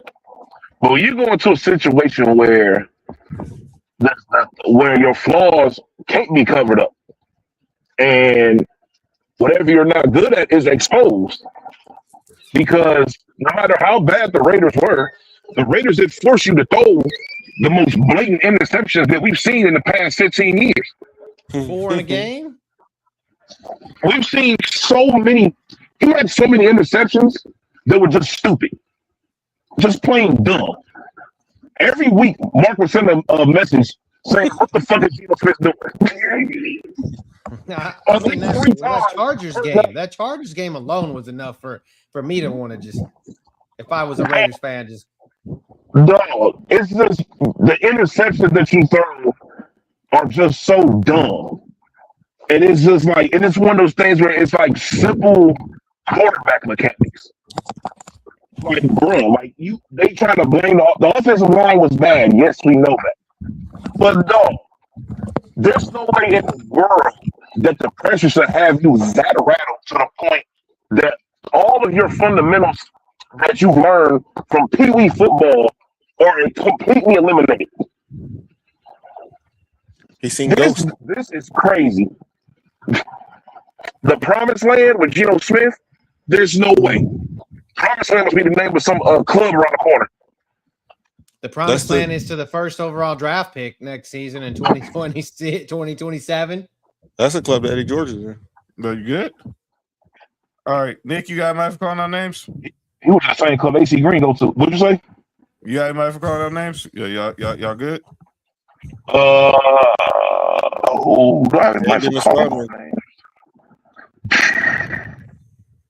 Fam, that's crazy. Do I have anybody for calling out names? And Batman. Chill. Hold on. Hey, chill out.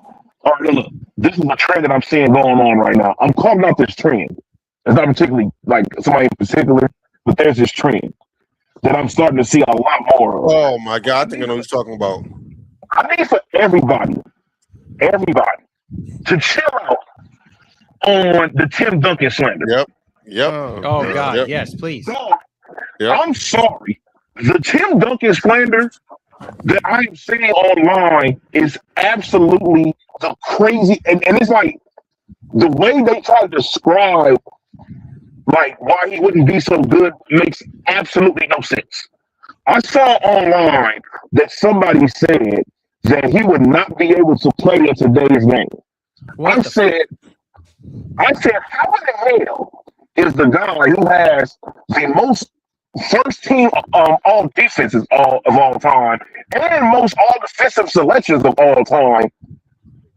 The motherfucker played 20 years and got 15 of them.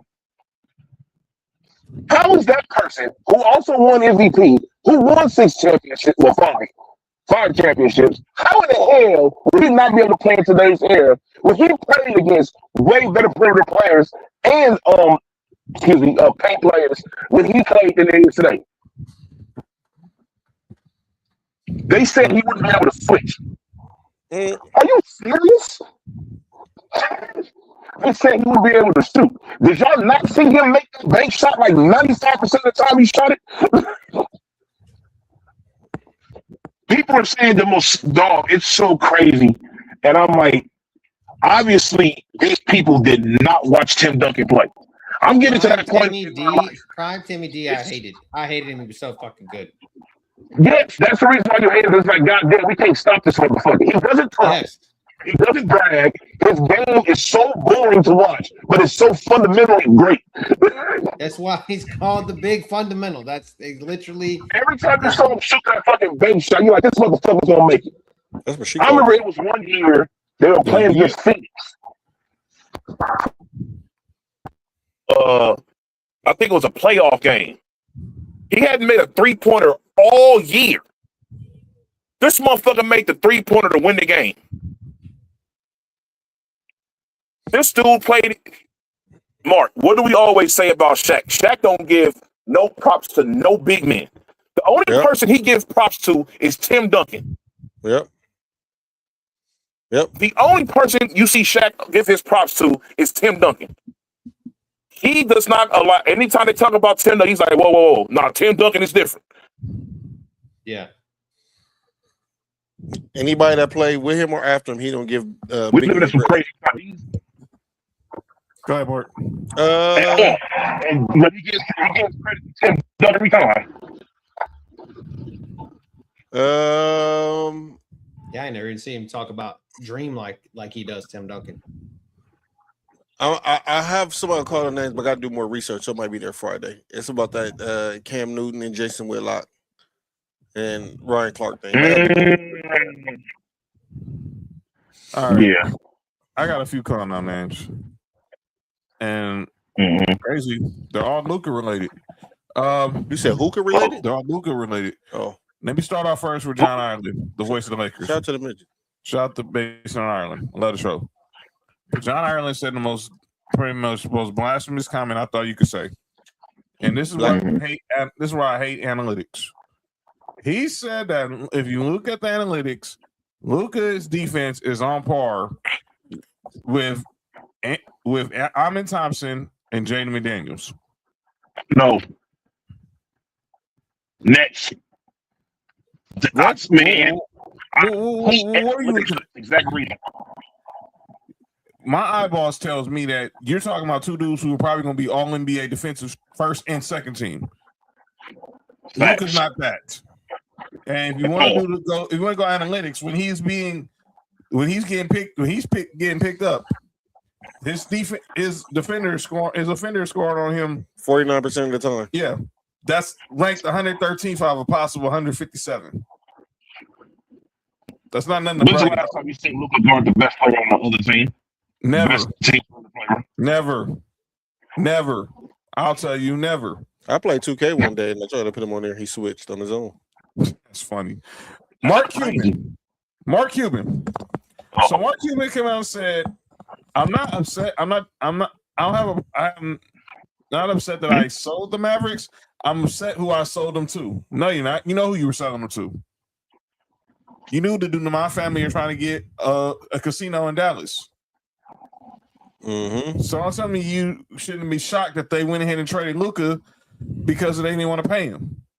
So don't give me this crap. Oh, I don't like who I sold the team to. Stop it. You know what I think? He said that, but you don't think he really wanted to say that he couldn't. I think he wanted to say, I hate the fact that I had to sell the team under the conditions that I had to sell them, and these motherfuckers on there got it. So I think he was forced to sell the team because of all that shit that was going on over there within the organization. He got called cocaine? No, it was some other shit going on. Way worse than that. The workplace culture, sexual harassment. Sexual harassment, all type of shit. It was like. Wait, is that the organization that somebody put their pants down in the oh no, that was Phoenix. That was Phoenix owner, huh? Yeah, that was wild. Well, he was playing that's why that gorilla rate. What's wrong with you? Why is this gorilla? No, we're not doing that. What, the gorilla is part of it? Yeah. Take out the never mind. Cody. Why is the Suns mascot a gorilla? Maybe they want to join the lynch mob. I don't know. I can't. That's entrapment. That's entrapment, Mark. That's entrapment. He's gonna say entrapment. Hey, Cody, I'm asking you because I asked everybody else on the show and nobody gave me an answer yet. I thought somebody gave me I have a reason why. I don't know. I guess because white men can't jump. I don't know. Shit. All right, John, my bad, man. Go ahead. All right, and my last call name is Rachel Nichols. Rachel's nipples? Oh, they not. They pink. They pink. I don't know. Let me shut up. That's what Jimmy Butler was hitting. Yeah. So Rachel Nichols, I want to play a couple of clips from Rachel Nichols. She was hitting him. No, it's not that. She's not the one that got clips. kicked off of ESPN, right? Yes. Yeah. So this is her. Hey Nick, I just read what you wrote, dog. You good? Well, what you mean? About Brittany hitting her? All right, man.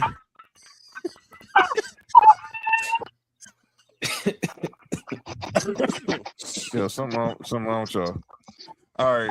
So this is what Rachel Nichols said about 4 months ago about Luka Doncic and the MVP. Oh, no, not that one. Not that one. Shout out to Golden Knight. What is that? What is John, that? what is that? No, John. I don't know. What that John, is. what's on your Twitter, dog? That Is crazy. What was that? I don't know. That looked like Wait, James Harden on wait, top what's of a the time dog. stamp? That's what it looked like. Yo, is that? And where's Peter at? Dog? It better be at James Harden house. Crazy. It better be at James Harden house if that was who I thought it was. But this is what she said 4 months ago about Luka in the whole MVP conversation. Well, I keep getting this one, but this okay. F it. This is what she said about Luka. What do you say, Rachel? Do you agree with Austin Reeves that we, the voters, are overlooking Luka Doncic? Is he the top contender for MVP right now? No, he is not. Is the reason because you do have to play both sides of the ball for all 8 months of the season? Yes, it is. I mean, he has definitely been improving. I am the loudest voice that Luka is not the defensive liability that people thinks he is once he gets to the playoffs. He cares differently. He plays differently. And it is a, full season award. And it is for both sides of the ball. So am I going to vote him my number one for MVP? No. Is he going to be on my ballot? Absolutely. He's having a year that in a different year, he would easily be the front runner for MVP. Dude, but don't we say that? I feel like we've said last year it was, if this was a different year, Giannis would have won MVP and he wasn't even near the top of anything last year, but his numbers were better than in his MVP season. And he's Same a thing with 2A Jokic. player. Yeah. It's tough for someone like Luka, who is, I agree with you, singularly the best scorer in the NBA. It's tough for him to climb over these guys on my ballot. I'm not done. I am not done. Can I play? Jimmy Butler said. Let me play you what Rachel Nichols said about Luka. Yeah, that was wild. What Rachel Nichols said about Luka 4 months ago.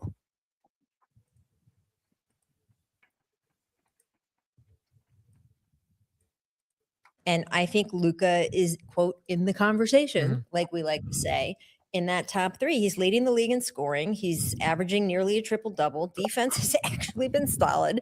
He's had steals are good. He's had a 5-steal game and a pair of 4-steal games in a season that's still relatively young, right? That's 3 games out of the only 20 that we're talking about that he's had 4 or 5 steal performances. That's not nothing. I'm not putting him as number one. I'm just saying that this is a 3-way conversation in my mind. And then my consolation is like, man, Giannis. And So she says that. Let me take you back to 2018 when she was the host of The Jump. I hate steals. And this is what she said about James Harden. I remember this shit. Is that when he was humping that dog? I'm sorry. That's a cat. That's the What only is way. that? There's really nothing Dog, that's any of these destructive. other guys can do to steal it away Standing from behind a him. pussy. And frankly, it's been the case for a couple months now. There's all the basic numbers we always lean on, right? Harden leads scoring. He's top 3 in assists. He's got more 3-pointers than anyone. He's still okay, never going to win Defensive Player of the Year, but he's at least active enough now on that side of the ball. It's not going to derail him. And then, of course, he's good. I'm sorry. I do think that's the only way. There's really nothing any of these other guys can do to steal it away from him. And frankly, Why is that picture there? Let me get this straight. Was he playing the cat? I don't know what he was doing, but he should have been behind that cat. But then, but what are we talking Should he about? have been behind the dog? I mean, what? First of all, why is an animal there in the first place? Why is he diving behind an animal in the first place? Not the gay dog.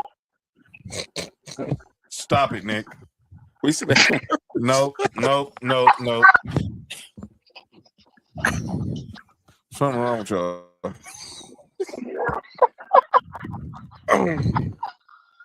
Let me get this straight. So you say Jokic and James Harden, and let me be clear. I don't have Luka as my MVP. I had SGA. But let's not say that SGA is just he's not all world. He's an okay defender. But saying that Luka, you're not voting because of 8 months, because he ain't been a defensive player, he ain't been defense all 8 months. I'm sorry, where the heck have y'all been the last 7 years? How many MVPs Jokic got? 3. He don't play on defense. What are we talking about? How many MVPs Steph got? Oh yeah. James Harden. 1. Should have had like 3, but he got 1. Steve Nash. 2. Where's his defense? Oh, I'm glad you said defense. And Rachel Nichols. But let me be clear. No. I have SGA as MVP. But let's not use the defense as a reason why Luka shouldn't be in the conversation. If you're not voting for him, you're not voting for him, and you just basically said in 2018, James Harden won it because all his offensive metrics were better. Well, what the heck do you think Luka's doing? He's leading the league in scoring. Hey, John, 2018 was a long time ago, John. People change. What has changed about James Harden since 2018? He plays more defense. Exactly. She worked for ESPN, and now she works for Sports Illustrated. That's what's changed. Basically. And that's my calling out names. All right, we're going to get up out of here. It's changed. And by the way, tomorrow, I want to wish luck to all those at NFL Network. Tomorrow is the first day that they're officially now under the Disney umbrella. So best of luck to everybody there. They're saying they're not changing things, but we all know how that can go. But everything changed. So best of luck to all those in NFL Network who's making the Portland whooping the Clippers' ass. Who's making the move over to ESPN. So best of luck to that. All of them tomorrow. But we're gonna get up out of here. And we'll be back Friday. Me and Mark will be here Friday because we'll be live. Actually, when we're on the show, UCLA and Texas will be in progress in the Women's Final Four.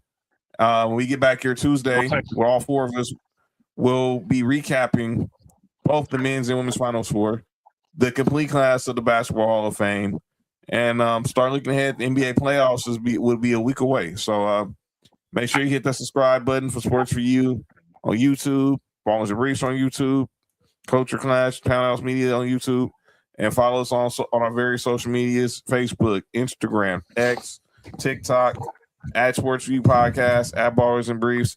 Again, mark your calendars. April 23rd, 8 p.m. Eastern, 7 Central, 5 Pacific, live at 5 p.m. The Sports View NFL Draft Watch Party for round 1 of the draft, as Knicks Raiders will take Fernando Mendoza with the number 1 pick. By the way, his pro day is tomorrow. Path of the draft, pro day tomorrow, 1 p.m. Eastern, 10 a.m. Pacific on NFL Network. If you want to get a look at what Fernando Mendoza one last time before he puts on a Raiders jersey this coming fall. But thank you. The NFL goes to 18 games. Exactly. That too.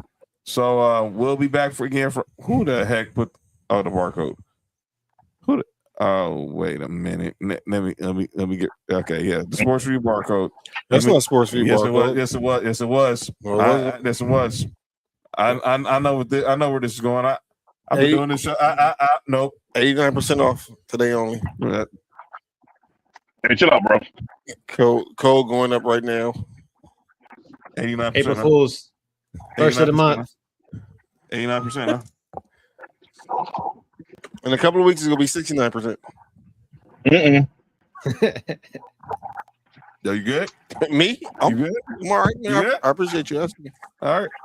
We'll be out of here. Look, check me tomorrow on Sports for You Wrestling at 10 Eastern, 7 Pacific. Titty Wednesday. Oh, that was Tuesday. Titties every day. day. Taco Tuesday. I thought it was Taco Tuesday. Tacos in it on Tuesday. But yeah, check me out tomorrow on Sports for You Wrestling tomorrow, and check me and Mark back here Friday for Sports for You. And the Lakers are now up 22 on the Cavs, and check us for next Tuesday to recap all the Final Four action. And Cody, we have to figure out the schedule Yes. And I can say this now. No rules back next Thursday. So a week from Thursday, April 9th. No rules back on IG Live with Mark and Illwill. So you make sure y'all tap into that. Yeah. Been a long time, but they'll be back. But we'll see y'all next week. We'll see y'all Friday night. We'll see y'all next Tuesday. Cody, love you, brother. Nick, tell everybody in the family get well soon. And we will see y'all on Friday. Enjoy the women's Final Four and get ready for the men's Final Four. This has been Sports for You. I'm John. That's Mark. That's Nick. That's Cody. What, dude? I'll make sure you did it right this time. Tuesday, you was tripping. Yeah. That was a Vegas hangover. Vegas hangover. Yeah, Vegas hangover is gone now until after April. See y'all next week. For you, from the coast to you, 3 LA minds talking what we do, from the streets to the stats, from the bar to the chat. Sports for you. Yeah, we run it like that. Hit that link, lock that feed, John. Nick, all that you need. Sports for you, every day new seed, from LA roots to the whole world's league. Woo!